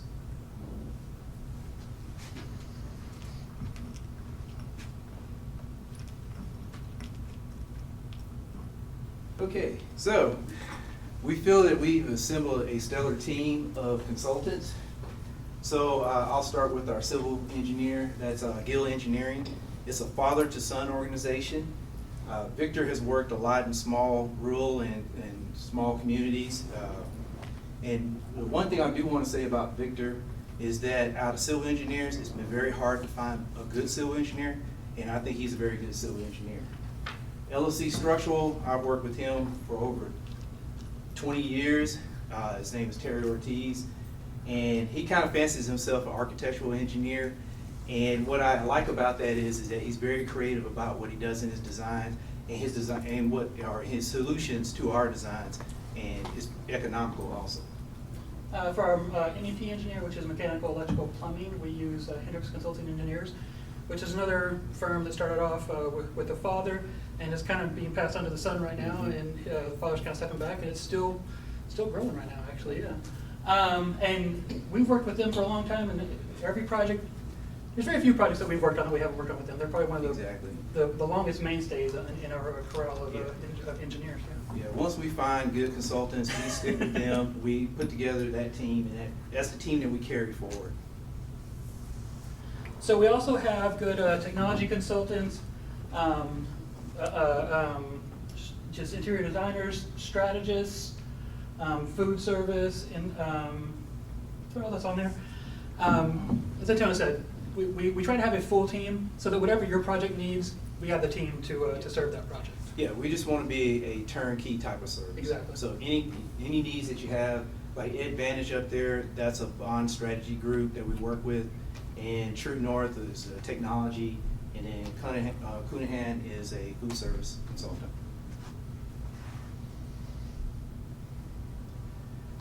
So on renovation projects, you have an operating school. We're very familiar with working on that. You want to have somebody who's experienced with that because you have issues with phasing of construction and conditions, hidden conditions that you can find within the building. So we are familiar with that. The classroom wing that you're looking at renovating, that's something that we do that we've done throughout our careers, and it's something that we do every day. We have a ton of jobs that we've done renovation on. So one project that we just wrapped up earlier this year is Untitled ISD, which a couple people in this room are familiar with, not only Robert, but also Mr. G. So on this one, they had been working, they've been doing some smaller in-house improvements in the district when we came in. But they had some facilities that still needed some more major work, I will say, from underutilized facilities and aging facilities to an elementary school that was in bad enough condition that the community actually asked for it to be torn down, which is not something we see very often. So working with a community group, a community facilities group, as well as administration and even teachers, we brainstormed. We came up with some different ideas on what we could do across the district for their facilities, not only planning for what we were doing right then, but also a little bit into the future, so we didn't do something that didn't have a longer term plan. And as you can imagine, phasing was very important because we wanted to keep things open. And so what we ended up doing was adding on a wing to the secondary school that added science and a library over there, and did some renovations to the secondary school. We ended up turning the old junior high into an elementary by completely renovating it and adding on an addition, and then with the elementary school being demolished. So in the end, the old high school became a secondary school with junior high and high school, and then the elementary was in the old junior high. So to keep all that going, we had to have a very good phasing plan from the beginning. So that work was on, that planning was undergone the entire time. So we completely remodeled the old junior high, as I mentioned, into the new elementary, kind of livening it up here, brightening it up. At the old junior high library, Mr. G might remember having some board meetings in here. You want to see what it looks like now? It's much brighter. This is now the elementary library, so a lot more fun place to be. We also, like I said, added on some science wing to the secondary school, a new library over at the secondary school as well. And then we renovated the old science wing at their secondary school into a new band hall and also some classrooms. You might not believe it, but those two pictures are taken from the same spot. So the project finished up in phases over the course of a little bit more than a year. Wrapped up earlier this year. I would say comfortably under budget and on time. And since then, they have already seen more growth than they've seen in 2 decades, I'll say, and they're already talking about doing some more additions here in the future. So Pflugerville ISD, we were brought in as one of 4 architects for their 2018 bond, and so in that bond, we handle a lot of the smaller projects. There were a lot of renovation, messy counter projects like that. So we touched actually over 32 of their, or pretty much all their campuses, that's 32 of them. And so we did kitchen renovation, we did new canopies, fire alarm improvement, intercom improvements, playgrounds, play fields, site drainage, electrical, lighting, and plumbing. So that work that we did, they were so impressed with us that they asked us to do other things for them. And those other things were like the Pro Band Opportunity Center. We did additional renovation at the middle school and the high school. We did a master plan of a child development center, and then they actually put that into 2 other schools. Safe routes at the 3 campuses, they had a lot of problems in the past of getting that work done. And so they asked us to go in and work with the city and work with the groups to try to get that passed so they could actually improve those safe routes to the school.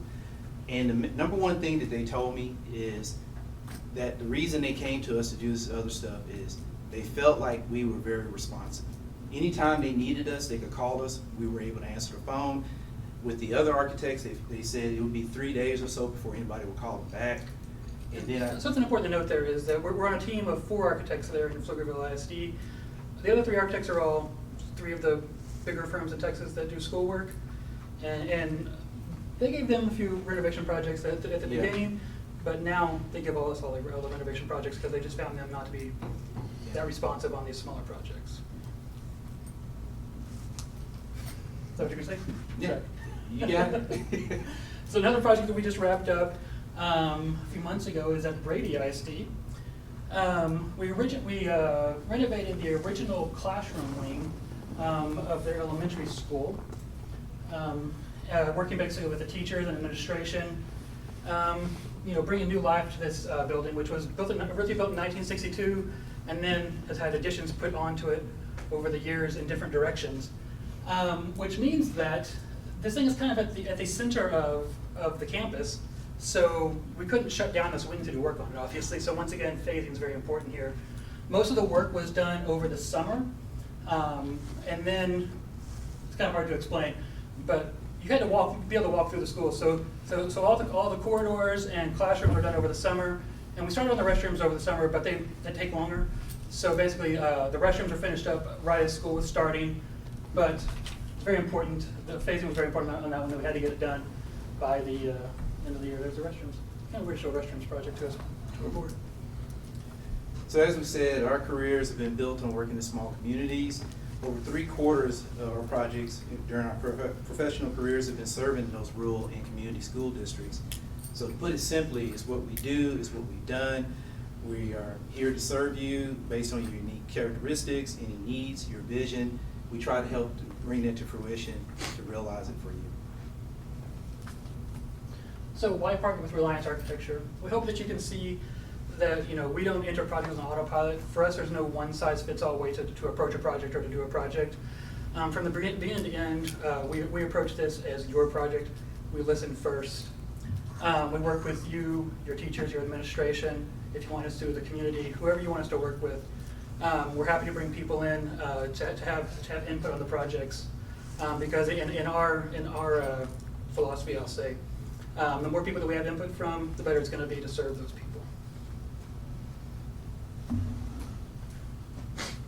Sorry. So as this slide shows you, we're not afraid to get our hands dirty. We are the guys, Clifton and I, we will go into the facilities. We're going to walk those facilities. We're going to walk them with you. We're going to walk them ourselves with our consultants. Things that we've done, we've invested ourselves into buying equipment. We have a 3D scanning equipment where we can go in, we can actually get a model made based upon that scan that we can do within the space. We also have drones that we take. We'll fly that around, take a look at the roof. So we've invested ourselves into that. The other thing we have are 360 image cameras. We use those because we found in the past, you go take these pictures, you can take 1,000 pictures, but it seems like the one that you don't take is the one that you need when you get back. So those 360 images have been great for us. So what I want you to know is that we don't come in here and just interview, pass it off to someone else. The experienced people in the firm, being Clifton and I, we're the ones that are going to be on the ground, with our boots on the ground doing the work. So in addition to the projects that we've already shown you, we have a proven track record of getting these kind of projects done, including work at Poteet ISD, Pflugerville ISD, as we mentioned, Bloomington ISD, Marion ISD, Poteet ISD, among a lot of others. As we said earlier, I mean, this is definitely in our wheelhouse of doing these type of projects. So in addition, so before we wrap up, we want to share with you kind of our Cornerstone Service, which we've developed over our years of working in school districts. So in 4 words, Reliance Architecture is value, partnership, management, and convenience.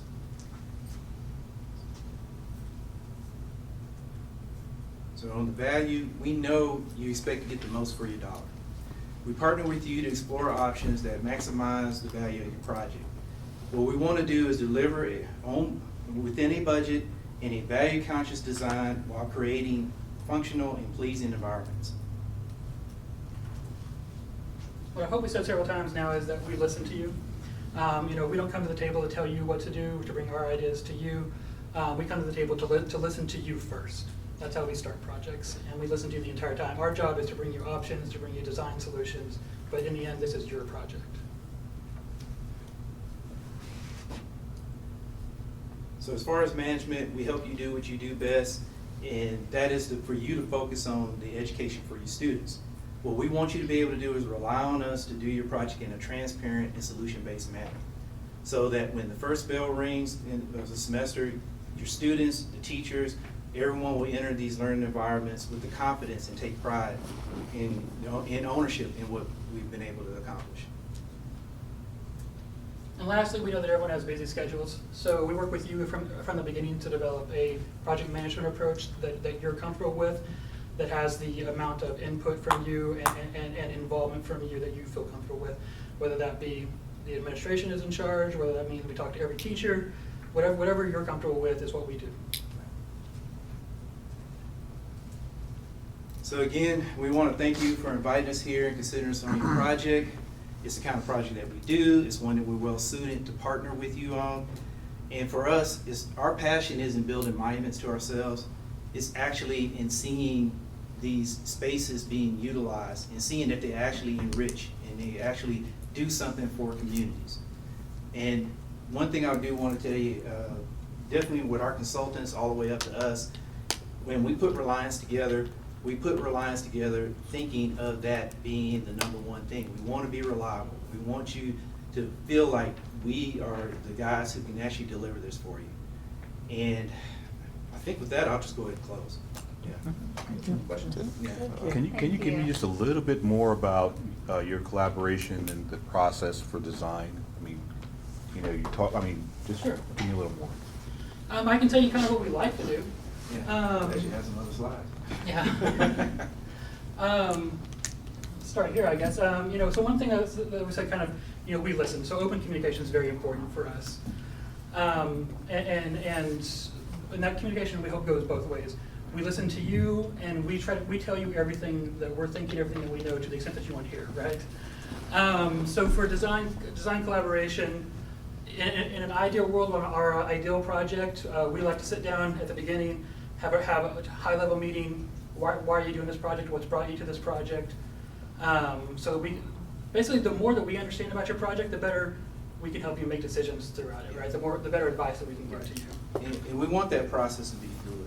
Right. If we don't think that we're going to come in here, sit down in one meeting, and then we're going to understand everything that we need to understand about the project. Mm-hmm. And part of what we're talking about here is not even just the fact that we're going to come and ask you some questions. We want to have a conversation. That conversation is what we're going to be able to garner the type of information where we can actually build a facility that's more suited to you. If I just come in here and light you up and just ask you a bunch of questions, you're going to be caught a little off guard. You're going to try to answer it as best as you can, but you're going to walk away and think of other things. But if I come in, and one of the things we like to do, we do what we call our primers. We actually send a list of questions ahead of time, and they're meant to get you thinking before you come into the meeting. It's not for you to do any homework, it's just to get that thought process going.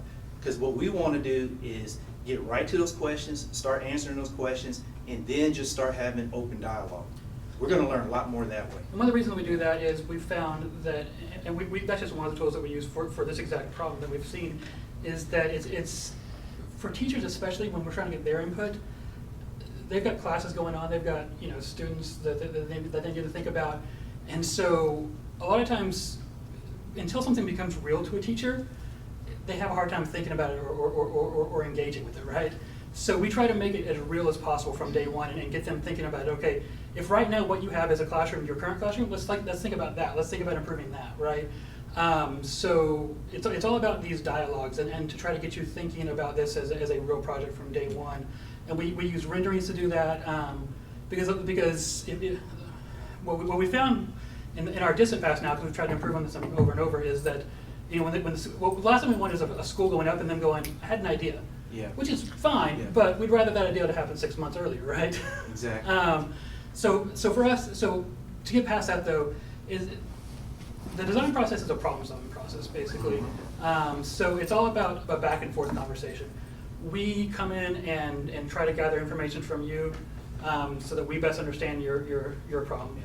We go back, we put together an assortment of options that we hope are solutions to those problems. We bring them back to you, and we put those in front of you, and we don't say, hey, choose one. We just say, let's talk about these, right? So that we can understand. Like maybe in the end, you know, part of the end solution is a little bit of this one, a little bit of this one, and something we haven't thought of yet. You know, and something that we that's part of a presentation. We do a much longer presentation. Is we like to meet in person like this, because offhanded comments are sometimes end up being the most important things to helping us understand what the problem that we're trying to solve is on a design. So it's we try not to take too much of your time, but at the same time we want to put things in front of you and have those conversations at the same time. One other thing we do is we have what we call, it's the program of requirements, but it's a living document for us. And what's important about that document is from the time that we start talking with you, we start gathering information, we put it into this document. This is the same document that we're going to come back and talk to you and review with you, but it's also the same document that we pass on to our consultants, and we say, hey, everything that's in here, all of this is what we need to do. It gets down to the point where we're looking at a space and what goes into that individual space, the technology in there, the furniture that you're going to put in there, which that's very important. And a lot of times that's skipped over, the understanding of what furniture is actually going in there and how that function is going to be when that furniture is in there. So that's another part of our process, is that we are very, we really like to try to be able to gather that information and make it where it's accessible to everyone, and that it's one place you can go and get that information and know that it's very thorough and it speaks specifically to what we're trying to do, you know, for this particular project. Good. Your specific experience with K1, you know, the You new talking K model. through 12? What, this is a K1 building. Oh, K1. Pre-K1, sorry. Yeah, pre-K? Yeah, sure. Yeah. I mean, I've done a number of elementary schools. They've all had pre-K in there all the way up to 5th. And I just finished telling you I did this childhood development center. So that's for the wee ones, you know, and the reason why Pflugerville wanted to do it is they had a lot of teachers there that they needed somewhere to put, you know, for their children, some daycare for them. Well, they could also be educated there within the district. It was a benefit they wanted to give the employees of the district. And so I helped develop that program for them, and they adopted that or took that master plan, and we actually test fit and put it into a couple other schools there. On Yorktown, one of the things we did over there at the elementary or the old junior high to convert into the elementary, was add on a early childhood wing, because those classrooms are significantly different from older kids, right? They have restrooms in them, plus they're bigger, and they do different things in there generally. So that was basically, you know, well, I don't know if I say that. Sorry, I was going to say that the younger they are, the more we want to meet with teachers, but that's true with everything. But I would say even teachers and administration is really important for those young kids, because, you know, how the different strategies that they use in that particular district to corral the kids, to keep them walking in a straight line, you know, these kind of things are very important to the design of these younger wings. Not to mention the inside and having, you know, unique play areas and different learning environments for them within a single room. And as you said, we know that there are larger classrooms, and you know they're going to have different functions that happen within that classroom. A lot of times you're going to want to have some kind of component where they're connected to another classroom, so that teachers can help each other out. So I mean, we're very familiar with all that. Having the restrooms there, you really don't want the kids going out trying to make their way to a restroom. There's a ton of things I can go over, but very familiar. There's a lot of unique aspects to those that age group, yes. One of the unique aspects of this job is that it's a two-story, and smaller kids having to maneuver those. Yeah, you trying really to figure don't out what we're going to do with stairs or ramps and stuff like that. And solutions for that type of thing. Have you guys ever done anything like we had talked about a slide in there? That's to a get to- unique concept. It is, Yeah. So. He said you. I don't know that I've met a superintendent yet who was brave enough to put slides. Yeah, exactly, yes. Wow. That was a nice way to say don't do that. With the dollar sign on Robert, it. yeah, okay. They work on our playgrounds. I like That's it. why we Yeah. put the work Yeah. in our It's- schools. Yeah. I mean, we could go over there during the night. Concept being on this project of the pre-K area and possibly kinder being a very much experiential learning, play discovery Right. type So, concept. are you looking at trying to open it up a little bit to the hallways and doing some concepts like that? Yeah. A very open concept. Yeah. And another thing you can look at, if you're on the bottom floor, you can actually have some doors and you can have some areas outside too that kind of, work with that. Of course, you have to fence those areas in, but Yeah. that's what we did at the Childhood Development Center, so that the kids had somewhere, to go outside, do some activity and come back in. Yeah. So, on my main questions, you touched on it a bit, but from start to beginning, staying on budget. Your track record was staying on budget. That is absolutely our track record. On schedule and within budget. Yeah, That was so- my next question, on schedule. Yeah. So, all right. Yeah. So, okay. And So- our bigger thing is, we worked at another firm, that was his two things. Yeah. We had the other thing, value. We're Right. always looking for value. So not necessarily means that you're gonna spend less, but the fact that you will get the most value for what you spend. Right. Yeah. So, we're working with Robert in a school district over in Nordheim, ISD right now, and he can tell you that I don't send them an update that doesn't have a budget in it. So anytime we bring them options, anytime we bring new designs, it has a budget and we are we in budget right now? If we're not, what do we need to do to get back in that budget? If we're ever over budget with something that happens, we bring you options to get back into budget, obviously. That is, especially with how crazy the market is right now, we can't afford to roll the dice these days on, well, maybe we'll come in budget. That's not the way things are gonna go right now. That's the other thing. We have relationships with contractors, and we constantly go back and forth with them and talk to them about how is it looking on this particular cost? How is it looking on delivery of this? Is there long lead items, that kind of stuff? Yeah. And then we have a history of projects that we can actually pull from and get numbers from there. So it's a combination of both. We're constantly testing just to make sure that our budgets are good by, just seeing what's going on out there in the industry. Right. And this has been pretty wild. It's been a pretty wild ride, but so far, we've been staying pretty close with it and on target. Yeah. Yeah. For schedule, do you want me to talk about that? Do what? Want me to talk about schedule? On schedule? You want me to talk about it? Go ahead. All right, so that's pretty simple. Basically, we have a scalable schedule that has to happen on every project. There's certain things that have to happen as milestones. Not every project is exactly the same, but there are certain things that have to happen on every project. So we have a scalable schedule that we keep track of, and it's sometimes it's pretty much day by day, like what needs to be done at this point. And if we're behind schedule, we know it every day, basically. And where it gets scary is on the smaller projects that Yeah. you have to get done faster, because you see it all compressed, and it's Yeah. like, you got like 10 things you gotta get done today Yeah. or within the week, Yeah. so, yeah. Because there's certain things. There's certain things that doesn't matter if it's a $50,000 project or if it's if it's a $50 million project or if it's a $1 million project. There's Yeah, a lot of people don't code, realize that, yeah, but you code, have to talk do to the some of city, the these same. kind of things have to happen all the same. Yeah. Yeah. It's a lot of So, effort in the other it. concern, staying on timeline and Yeah. budget, you guys are in Round Rock, Mhm. okay? So how do you control the thing up here, especially when you're working in these other projects and stuff? And you made it Yeah. very abundantly clear, it's you guys that Yeah. are, you're doing it. So how do you manage all that and still be available to us? Here's the deal. What I can tell you is, I've been doing this for over 20 years. I've always worked, like I said, about 2 to 3 hours outside of the Austin area. That's exactly what this is. I've been able to stay on top of stuff. If I get a phone call, there's something I need to go down there about, I will go down there and take care of it. But the deal is when I get the phone call, I'm there to answer it. That was the number one thing that I've heard throughout my career, and since we started our firm, that's the number one thing people have said about us, is that they can get a hold of us. Our numbers, if you call the office and we're not there, it's gonna come through to my cell phone. So if I'm on the road going down to take care of one project, I will be able to talk to you about what's going on in your project and be able to take care of that too. You call the office phone and it rings our cell phones at the same time. I don't think I've ever gone more than an hour or two without returning a phone call, much less a whole day. But the traveling is just, it's part of our life.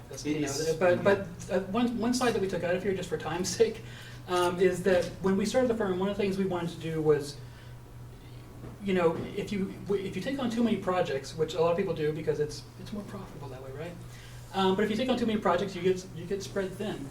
We don't, you know, I think right now each of us has basically 3 main projects.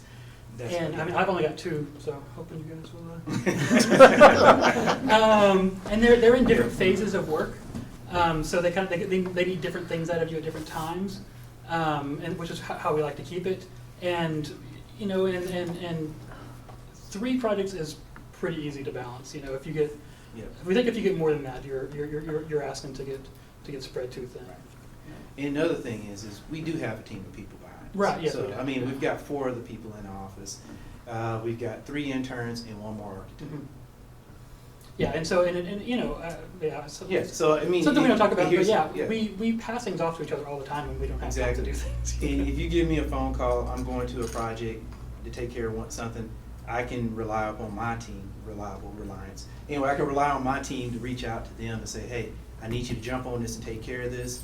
I can do the same thing with my consultants. That's the reason we work with these consultants, because when we call them, they pick up the phone. We told them when we started, we said, hey, we're gonna pay you a little bit more, but we wanna be able to know that we can get a hold of you and take care of things. Also, to speak a little bit more directly to what your question was, is more in construction phase, like how do we know the construction's gonna stay on schedule? Good documents, honestly. If you have good documents and they're not in dispute, there's less conversations to have along the way. I mean, construction documents. Nothing? Good. Good. Good. Good. Okay. Thank you, guys. Thank you. Appreciate it. Thank you, guys. Thank you. Thank you. Appreciate you. Oh, sorry. The issue before us is, again, it's possible activity on this. I mean, do you want to spend the time talking it out, try to make a decision tonight, or do you feel more comfortable saying, I want to digest it some more and think about it and bring it up the next meeting? I That's know the first who's question. dead last. Which one? I know who's dead last in my mind, so Okay. I'm good. Would you like to move forward, or you want to digest? I want to digest, but if I'm not voted, I'll jump in, I make notes. Okay, so again, I guess the first question is let's see if show of hands, all those in favor of moving forward and having the discussion tonight and trying to get to a resolution. I'm gonna forget. Yeah. So I have 4. It's fresh. So it's gonna be 4-3. That's what it's gonna be, 4-3. No problem. Well, we can have the conversation, we all may agree with the conversation that we're not close enough to make a decision, so that's, I mean, we're not gonna draw lots, but again, the only way I know to do this is we either go firm by firm and say, rate them 1 to 4, and we can kind of keep a tabulation of it, and I can call it top, you know, top vote getter, worst vote getter. How about just go first 2? The first 2? Yeah. Well, I wanted to hear what Sean's dead last was. See, that's my dead last. It's Claycomb. Don't tell me you're about communication and then not listen to me and ask a question. That's ridiculous. Like, that, I mean, sorry, maybe that's too, are we up? Well, okay, so in terms of, again, the only way I know to do it is kind of go to see if we can knock out some by saying we all agree that they're in the top two or bottom 2. That's the only way I know to do it. So looking at, in terms of going through the firms, WRA, does anyone rank that firm in the lower 2? That was the first one, right? That was the first one. Okay. Okay. So that's a no. Does anyone rank Huckabee and Associates in the lower 2? I'm sorry, on the first question? Right. They were not in my top 2. Okay. So we have. Does anyone else place WRA in the bottom 2? No. Then we have Huckabee and Associates. Does anyone place Huckabee and Associates in the bottom 2? Okay. Does does anyone place Claycomb and Associates in the bottom two? Yes.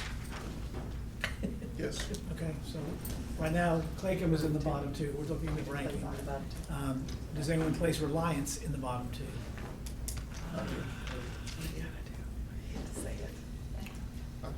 Yeah, what that, show me hands again. Okay, so we have. Now it's hard. I like them. We'll come back to that, okay? We'll come back. Yeah. There's some concern on that, I all right? can put, yeah. So let's start with, again, we had some difficulty on Claycomb, on Reliance. Let's talk about Reliance. What are the issues that make us feel differently about their placement? They're very small. They really haven't done anything that much this far north of here, of where we're located. So I think that it would be spreading them a little bit thin for my liking. I'd like somebody a little bit closer. The biggest issue is small. On the plus side of it, they work with small districts. I was about to say, I Yeah. feel like their cons are also a little bit of a pro. Yeah. But Ferguson is small, but they have a lot of money. Yeah. Did So any- a lot of things that they might say, oh, we're a small district. No, your budget is going to be exorbitant. Because, it just hit me that I meant to ask them a question. Did anyone else notice on their, on the budgets of a few, Yes. that picture, it said proposed, or budget, and then now, and one of them was like 6 million, and Yes. today it said And 12 million or Yes. something. I was like, And one why of them did was it jump so 27 much? million, so you can be small all you want, but if you're spending 27 million, Well, my point That's a was new more, building. why did the Increase. budget increase so drastically from the start of the? Slides. Some of those Is that- slides. Scope of the project changed from the insurance. builder, and like sometimes that happens. But he would be able to answer that better than.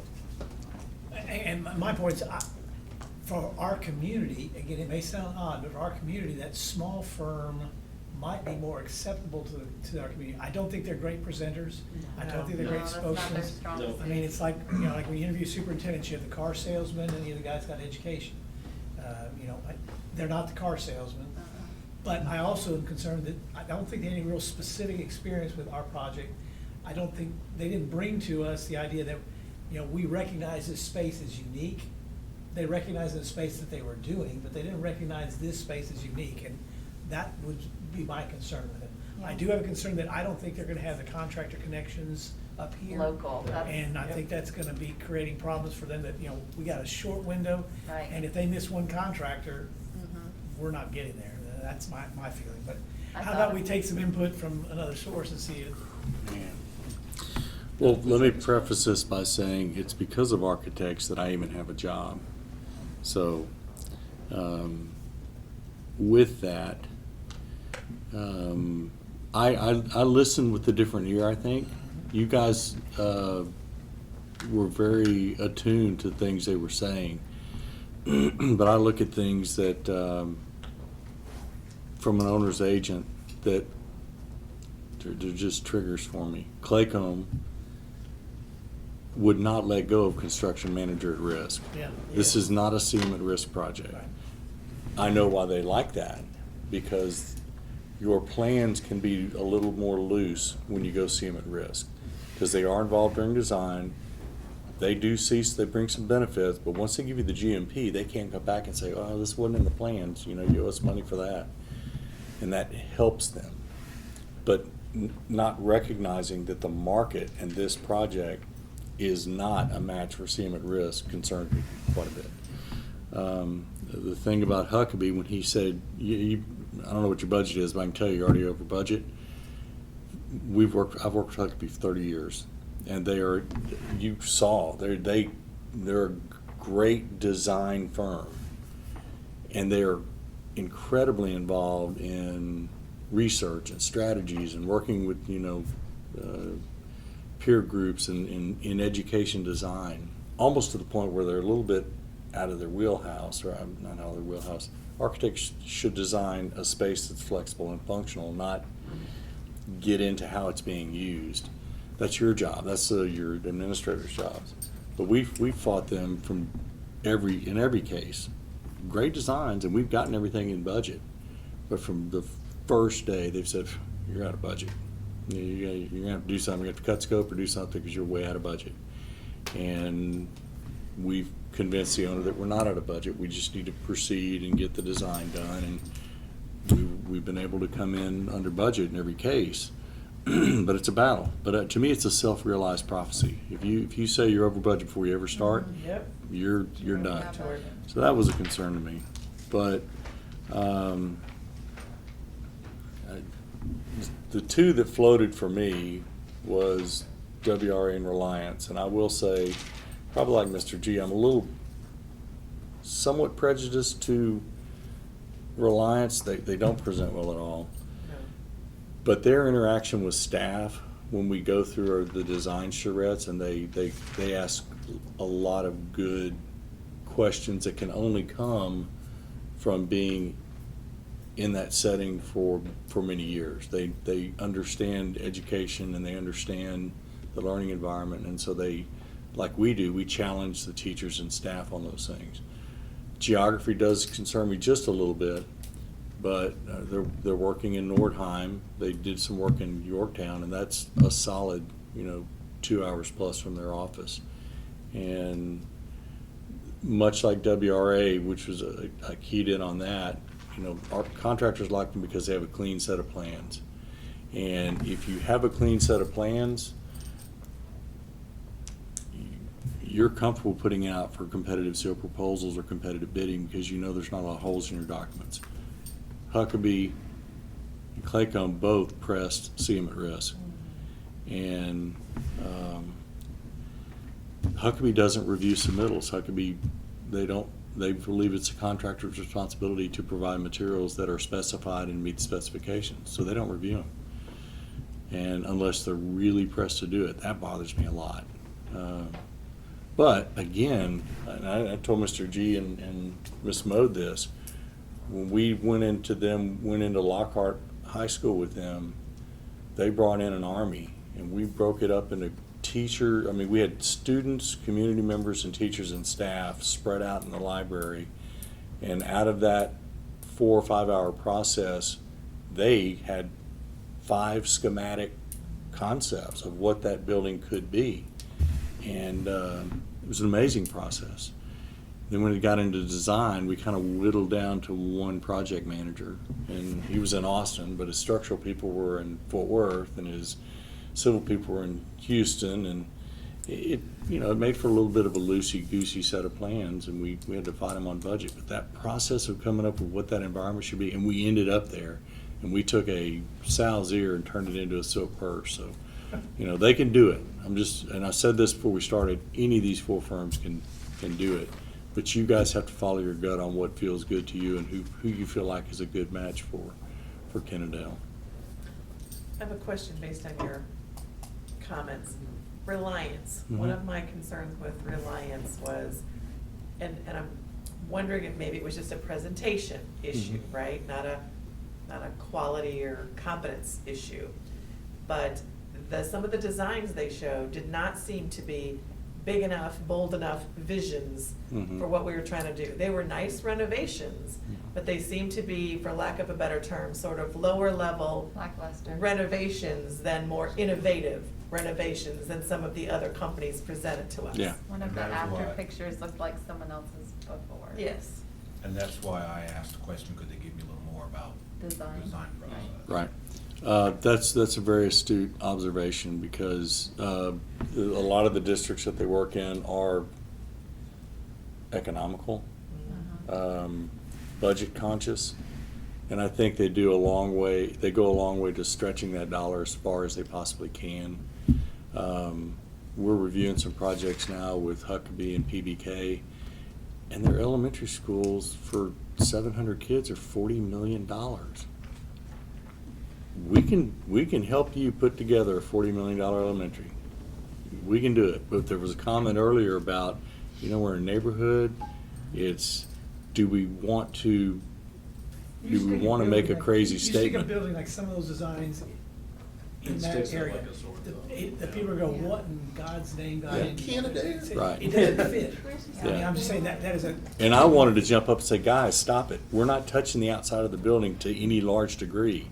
You know, it's happening in the classroom on this project. We might try to create a designated entry for the, pre-K kids, but. I can speak to the fact that the environment in your town, extremely conservative, very dollar-driven, extremely dollar-driven, and, they're working within those parameters. Huckabee, as he pointed out, they're gonna design the Taj Mahal. Now, is your budget gonna be able to fit the Taj Mahal? And so you have to work, but I think that's where they have a niche because they do renovation projects, and that's why we kind of brought them to the table, because they are a little bit different, because they do renovation projects, and they have that background. But I think they're also, as Robert just pointed out, they're kind of confined sometimes by the projects that they're doing, by the scope of the budget that they're able to work within. I think the stuff that they do is with these Yes. economical groups, which is fine. Right. I'm just wondering. There, some of those may be lackluster, but you know what, I mean, some of the stuff we saw too, again, to that point was, to what you just said, was they're designing a Taj Mahal and we're not even touching the outside of the building. Right. Hey, we're gonna knock some walls down. Right, but I think And a slide. if we're looking at Reliance again, I have a little still concern about the design, because I hear what you're saying, some of those Yeah. districts may be smaller, their budgets may be lower, maybe their vision wasn't even much more than what they accomplished. Mhm. But if we're talking about experiential learning facilities, we're someplace in the middle. We're probably not the Taj Mahal Huckabee, but we are certainly not the lower end of, we just need this little renovation and some paint. Yeah. We are looking for some experiential areas, and I didn't see any in their drawings, at least, that show that they had ever done sort of that kind of experiential environments. You're absolutely at right. this point. They design the traditional classrooms. Now, had you seen the dungeons in Yorktown versus the newer pictures, you know, wow, what a transformation, Again, but I you're had the right. experience before, Travis, I did go through those campuses, and they were in the process of just starting the renovation, and they were old buildings. They were Are you talking about Yorktown? Yorktown. I Okay. mean, I had a chance to Oh, walk through. that's okay. Yeah, that was Chad's district. I mean, Yeah. I had a chance to walk through it. And again, what they had done, was taking our old administration building and kind of two-stepping it up. They had done just the parts that had been done so far. That wasn't done when they showed us when I went through there. So they've continued that process. I have a concern, guys, I'll say it, that any connection to Chad's prior experience is gonna get the Mitchell Corps and those guys screaming, yelling. That's true. You're hiring one guy because of Chad. Mm. And again, you have to be conscious of that. Yes. And I mean, it's sad it works against them that our superintendent had experience with it. That should be a positive, not a negative. But I do think we have But to we be know how cognizant. this works. Right. We have to be cognizant of it. Again, going back to Huckabee, the one thing I did like about Huckabee, Holly there, I mean, she has experience. She's bringing ideas to the table that we probably aren't thinking about. Right. Mhm. She probably can really control our teacher group by saying, Yes. that's a great idea, but But- it hasn't worked. A lot of the other firms are gonna listen to what our teachers say, okay, here's what we're gonna do. Now all of a That's sudden, the it. budget just goes kablooey. Right, right. So, I mean, right. Well, that's a great point. I can tell you, just working with pre-K teachers, and I have two daughters that are teachers, but they are creatures of habit. Elementary teachers are creatures of habit. They have built their nests. And the transition, and I think your staff has done an amazing job from a PD perspective of getting your folks thinking 21st century learning and collaboration and that type of thing. And that to me it's refreshing. But a lot of communities we go into and we start talking about these changes to the early childhood setting, and they wig out. They don't want to share the manipulatives. They've got their 32 Rubbermaids, and that's how they've been doing it forever, and they just don't want to change.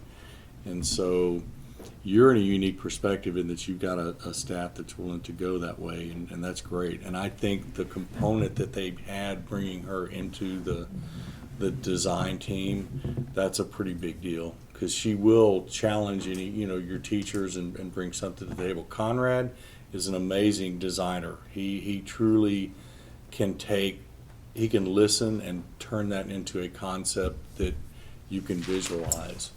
I like WRA in that, you know, that was a big part of it, is not selling, but really letting people see. It's one thing to look at a set of plans, it's another thing to get a three-dimensional view of what's going on. And I wish Reliance had shown some of their presentations, because that's what they do. They'll lay out a room, and then all of a sudden they'll take the roof off and they'll spin the room around, and you can see exactly, you know, what's in it. But I'm torn on, personally, on Huckabee because of the budget concern. Right. That bothers me, but at the same time, I have personal experience on their concept design capabilities, and it's phenomenal. I was impressed with WRA and how they approach things. I like the excitement that WRA seemed to, they kind of brought an excitement, maybe because of the first They percentage. did. And they're the ones that had the slide on their. Yes, I'm just saying. yes, they do. Yeah. So they have done some of those innovative things already. Yeah. Versus some of the others who Kind of acknowledge wish we had a we've never done combination. that. I wish we had a little, I wish it's Holly over there working with WRA. Yes, Well, yeah. yes. I mean, Yeah. just because, but. That would be great. Well, I wouldn't say, Huckabee had tons of innovation, and they've done Yes. all early learning. Yes. Okay, I thought you were saying that. No, I'm saying only with first WRA. Yeah, one of the other Reliance. things with Huckabee is their general contractor that they use for roofing is Wary, which is our roofing consultant that we're already utilizing. So their consultant is who we have. We already got schematics on all of our roofs, and we've had analysis done on our roofs, so that is one advantage there. The connection with Holly, you know, I mean, Holly's worked in Mansfield, we know her reputation. Like I said, we felt like we brought 4 firms that, you know, they all offer different things. You got a They all different have, like, perspective different on all niches, of you know, and different things. We felt like we brought 4 quality groups to y'all, but they do have their little different nuances. So do you need a 1 through 4? Could you start with the first one? If it's not working out, we're going to the second one, or we gonna focus on 1 and do it? Yes. Okay, 1 and do it. No. Scale. You're gonna give us the ranking. Okay. And we'll enter into negotiations with that So, top ranked okay, firm. we don't- If we can't come to terms, we'll go to the second firm. So- That's how it works. Does everybody feel like Claycomb is probably 4? Yes. Yes. Yeah, that's fine. 100%. Okay, well, I do see hands, so I know, we've been split on everything. Claycomb is number 4. That's fine. Okay, I don't count 1 though. Okay, so we all agree Claycomb's on the bottom. So, Aw, no So- Starbucks. sorry.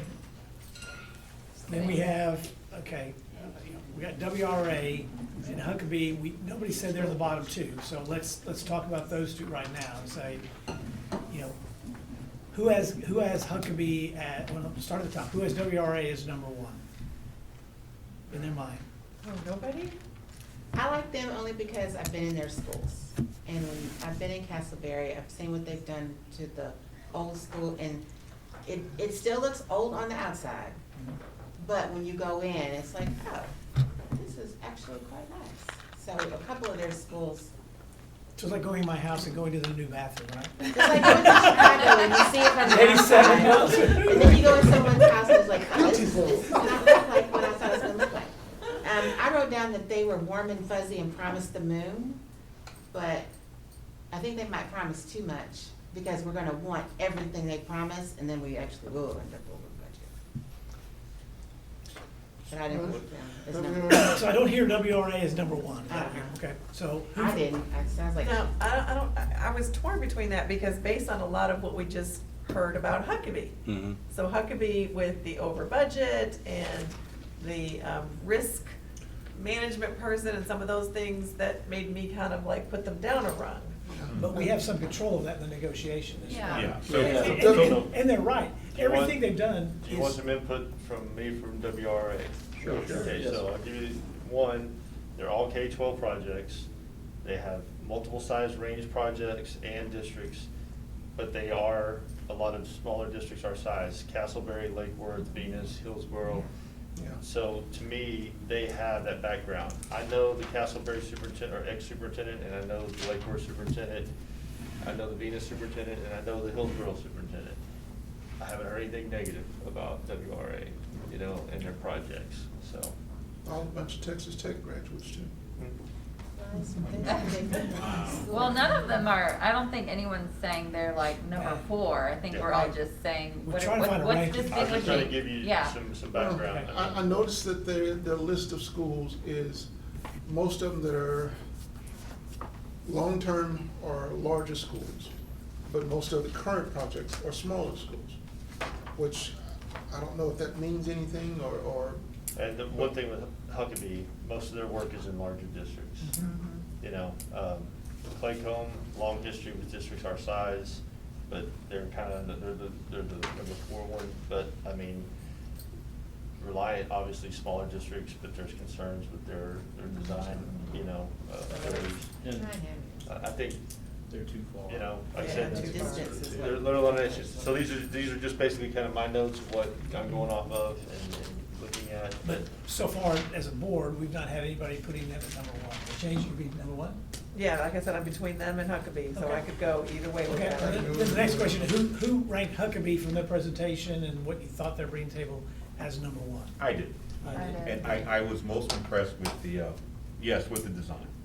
And the reason why I'm focused on that design part is because this is something new, and we're banking on this experiential learning to change the dynamics of the reading in Kennedale. Yes. And if we're gonna do it, we really need to do it the right way, and I think the right design is gonna get us there. Well, And besides, we have somebody who's already used to holding them in check anyway, right? Mhm. So for me, I think that's what's gonna be more important, to me, you know, is that I want the right experiential learning opportunity for all the kids that come in. I wrote down worked with experiential learning spaces because that was in their presentation. Yes, it Mhm. was. well, and let's be honest, because I wrote down, I have the most notes probably on Huckabee. And one of the big highlights, I think that or no one's even mentioned yet, is that Slide. no, is Jandruco. That's what's a big inspiration for us converting Arthur, and they're the ones that did that. In Mansfield, they have it, I like that they have Holly, who's a former educator. I like that they're local. I don't know why, I have a family, a lot of my family was in sales for many, many years, and I don't know why all 4 of them did not have a picture of Arthur, did not have any Yeah, they didn't have extensive. the graph. So they at least did that. Like, why aren't people doing their research on what they're looking into what they're going to be submitting for our district? They did Reliant present had very the, well. had They the did. outside. They even took pictures, like, this is my son's class. Like, and I don't know, I just feel like they kind of really went all in on, they did their duty to sell what they're gonna offer. And I'm gonna counter the money issue, because I think it's realistic to say that the budget we had 6 months ago will not be the budget we have now. Because of Everything's- material costs. Everything has changed, and he's right. Now, can we control that? That's the question. Yeah, I think, you know, before we launch off into this, and not to belabor this, but I think we probably should visit a little bit with staff and look at the scope and look at the budget. I felt like what we had was and I still do, a rational, reasonable budget to create these larger interactive spaces. So I'm comfortable with that. We might need to tweak it a little bit, and then you guys will be faced with where you're at, you know, with your fund balance and how you want to handle that. They can be managed and they can be cooperative as long as we can give them clear direction. They're pretty good, but they're just like all architects. If you ask them for something, they're going to start sketching it out, and before you know it, the expectation is, well, that's what we designed. No, we talked about it, but everybody thinks it's in the design, and then you start backing away, and we're all taking darts. But I think, again, I can't speak highly enough about their capacity to come up with those concepts and do some of the things you talk about in terms of getting down in the weeds and seeing how you guys want to teach and creating those environments for you. So they are close, they're capable, they've definitely got the experience. Between Conrad and Holly, I think you've got 2 valuable assets on the team to support this endeavor.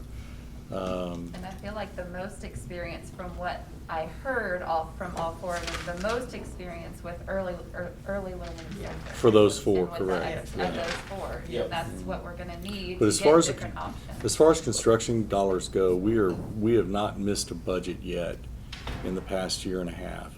And the challenge is, matter of fact, we just took proposals today for air conditioning work out in Junction, speaking of geography and covering spaces. But we were actually under budget with all 4 bids that we received. The problem is not necessarily the cost of materials. The problem is we can't get the units for 24 weeks. So it's unlike anything I've ever seen before. We had shortages in JIP or shortages in Portland or shortages in steel. We know that's coming and we get the escalation stuff, but now we have to plan accordingly for lead times on different things, and that's where we'll have to be creative. But that also says, I'm glad we're doing this tonight. The sooner we get there, Exactly. the sooner we Exactly. start. I mean, I can tell you can't get a GE product Right. delivered. You can't, and get builders who build with GE products, and they're selling homes saying, well, you're not gonna have a stove or a refrigerator or dishwasher. Or breakers. Unless you change. Yes, ma'am. So again, Do you that's feel maybe what with- we're facing. I'm sorry, with Huckabee, again, I think we've all kind of said that the design, Mhm. the community involvement, all that was like ace on, their presentation. And you said that you haven't come over budget with them. Has that been, though, it's sacrificing the design? I heard you say a little bit, yes, because they're gonna draw the ultimate kind of thing. Not so But much- are you able to still get the design, the concept, the experiential learning environment that we want, and still be able to hold them to task with budget? You're only getting what you pay for. Yes. You tell them, I'm not paying for that? I mean, Here's the challenge. They think they're estimators, and they'll give you what's a OPC, which is their opinion of probable cost. And they come up with this magical 7-page estimate that says, you guys are 50% over budget. And you freak out. And I'm looking at the numbers and I'm saying, that's not what the industry is telling me right now. We're not experiencing this on any other projects. Explain to me why your air conditioning is $47 a foot when we just did a project for 27. And so they had when we were doing Lockhart, we had an elementary school. They were also doing Falls City, and their school came in at $340 a foot. And so they immediately adjusted the Lockhart estimates, and we were talking, had the district convinced they need to cut off a whole wing and build the school for $300 instead of $500. And I said, that's Falls City. Falls City is in the middle of an oil boom. They can't get teachers because teachers can go drive a water truck for $95,000 a year, so they quit. And so that was a microcosm. They also chose a construction manager at risk that had no experience in that area. So when they put their pricing out, half of the trades they didn't get bids on because nobody works with them. And so again, it's market awareness, it's things like that that architects are not necessarily good at. So the short answer is no, we did not compromise the square footage, and we didn't compromise the scope. Did we get rid of some of the very expensive marker walls that were never going to be used? Yeah, we made some, I think, pragmatic decisions, but we didn't compromise square footage or scope. So, yeah. And one of the things we haven't talked about is furniture or anything like that. That's going to be a big part of your budget. And I was pretty aggressive in the estimate that I If you gave. put all those bookcases are curved, you're paying, what, Yeah. 2 to 3 times the price for a curved bookcase? And those triangular desks are the worst. Well, that's why we have to. That's not innovation, that's garbage. So right now, I'm hearing, right now I'm hearing, we've got Huckabee on top, we got WRD second, Reliant third, and Claycomb fourth. Is that what it sounds like? Does that sound like? Can you say that again? Huckabee is the first choice, WRD is the second choice, Reliant's the third choice, and Claycomb is fourth. Now, WRD and Reliant maybe are somewhat interchangeable, but I think there's parts of WRD I like. I mean, I think, maybe they're more salesmen, but I did like the energy, their experience level in the specific issue that we're talking about. Right. That's why I put them higher. Right. So does anybody feel differently about that? Because we're gonna have a motion on that in that order. So does anybody feel different about it? I'm comfortable with that. I'm comfortable in that order. Okay? Fine So, with that too. having done that, then we are now going to consider taking action. Motion. Maybe if you have something. Oh, I thought you were, okay, I just want to make sure. I'm good. Okay, so business item requiring action, this is item 5A. I'll entertain a motion with regard to item 5A, and there is a sample motion, but you do need to list them in the order. All right, I'll make a motion to approve Huckabee number 1, WRA number 2, Reliance number 3, and Claycomb number 4 as the firms for architecture services for construction related to the alterations and renovations of James Arthur Intermediate for conversion to a pre-K through first grade early childhood center. Motion by Mr. Man, Biscoe. that's a mouthful. She got the second? Ms. Douglas beat you to the second. And a close third by Mr. Clover. Any further discussion on this item? All those in favor of the motion, please say aye. Aye. Any opposed? The chair hears none, that motion passes unanimously. We then move to item 5B, consideration and possible approval to authorize the superintendent of schools to negotiate and execute a contract with the top-ranked firm. We have a sample motion. Would you like? All right, then I'll make a You've got motion. it pulled up. Make a motion to grant authority to the superintendent to negotiate and execute a contract with the top-ranked firm, and should negotiations fail, the superintendent is authorized to terminate negotiations and initiate negotiation with the next highest ranked rated firm in order until contract terms are successfully negotiated and a contract is executed. Motion by Mr. Biscoe. Second. Second by Mr. Glovier. Let you have that, Mr. Glovier. I'm gonna start doing Any the further second. discussion with regard to this item? And all those in favor, please say aye. Aye. Any opposed? The chair hears none, that motion passes unanimously. We now move to, Can we vote some, and then we'll go back? okay, go to number 7, superintendent update. Okay, so 2 things that I wanted to update you on, that's coming up. We're switching our phone system over to a new system, a more updated, modern version that will be internet connected. That's already in the works. That conversion will be taking place over this, it's already started today and should be completed by next Tuesday. So giving you that heads up that that's out there. The other thing is we're looking at updating our website to a new template, one that we have a live feed on, where it's action shots and pictures and stuff that are kind of come on instead of like having to be like loaded, changed out, all that. It's just gonna be a continuous, it's almost like a Facebook feed, but it's more modern. It's also looking at us being more ADA compliant and just cleaning up our website a little bit. Nice. So, okay. So that's all gonna be happening in the next couple of weeks. So giving you that update. And speaking from a person who just changed their phone, do you expect any problems with phone changeover? I mean, it's like, oh my I'm not God. gonna say no. Brian and his team are on it. They're gonna be working all weekend long and on Monday and, So we'll have no phones on Monday, folks. So we should be good. Switches, they've also working on the switches, so all that's taking place. So this is just a quick update that those are two projects that are coming up, but, you know, you may hear, oh, what do they do in the website? Oh, what do they do, you know, what's wrong with the phone? It's just conversion right now, so we're gonna be converting those over. We're doing the phones now because of the holiday and because of the workday on Tuesday. That gives us more time, okay?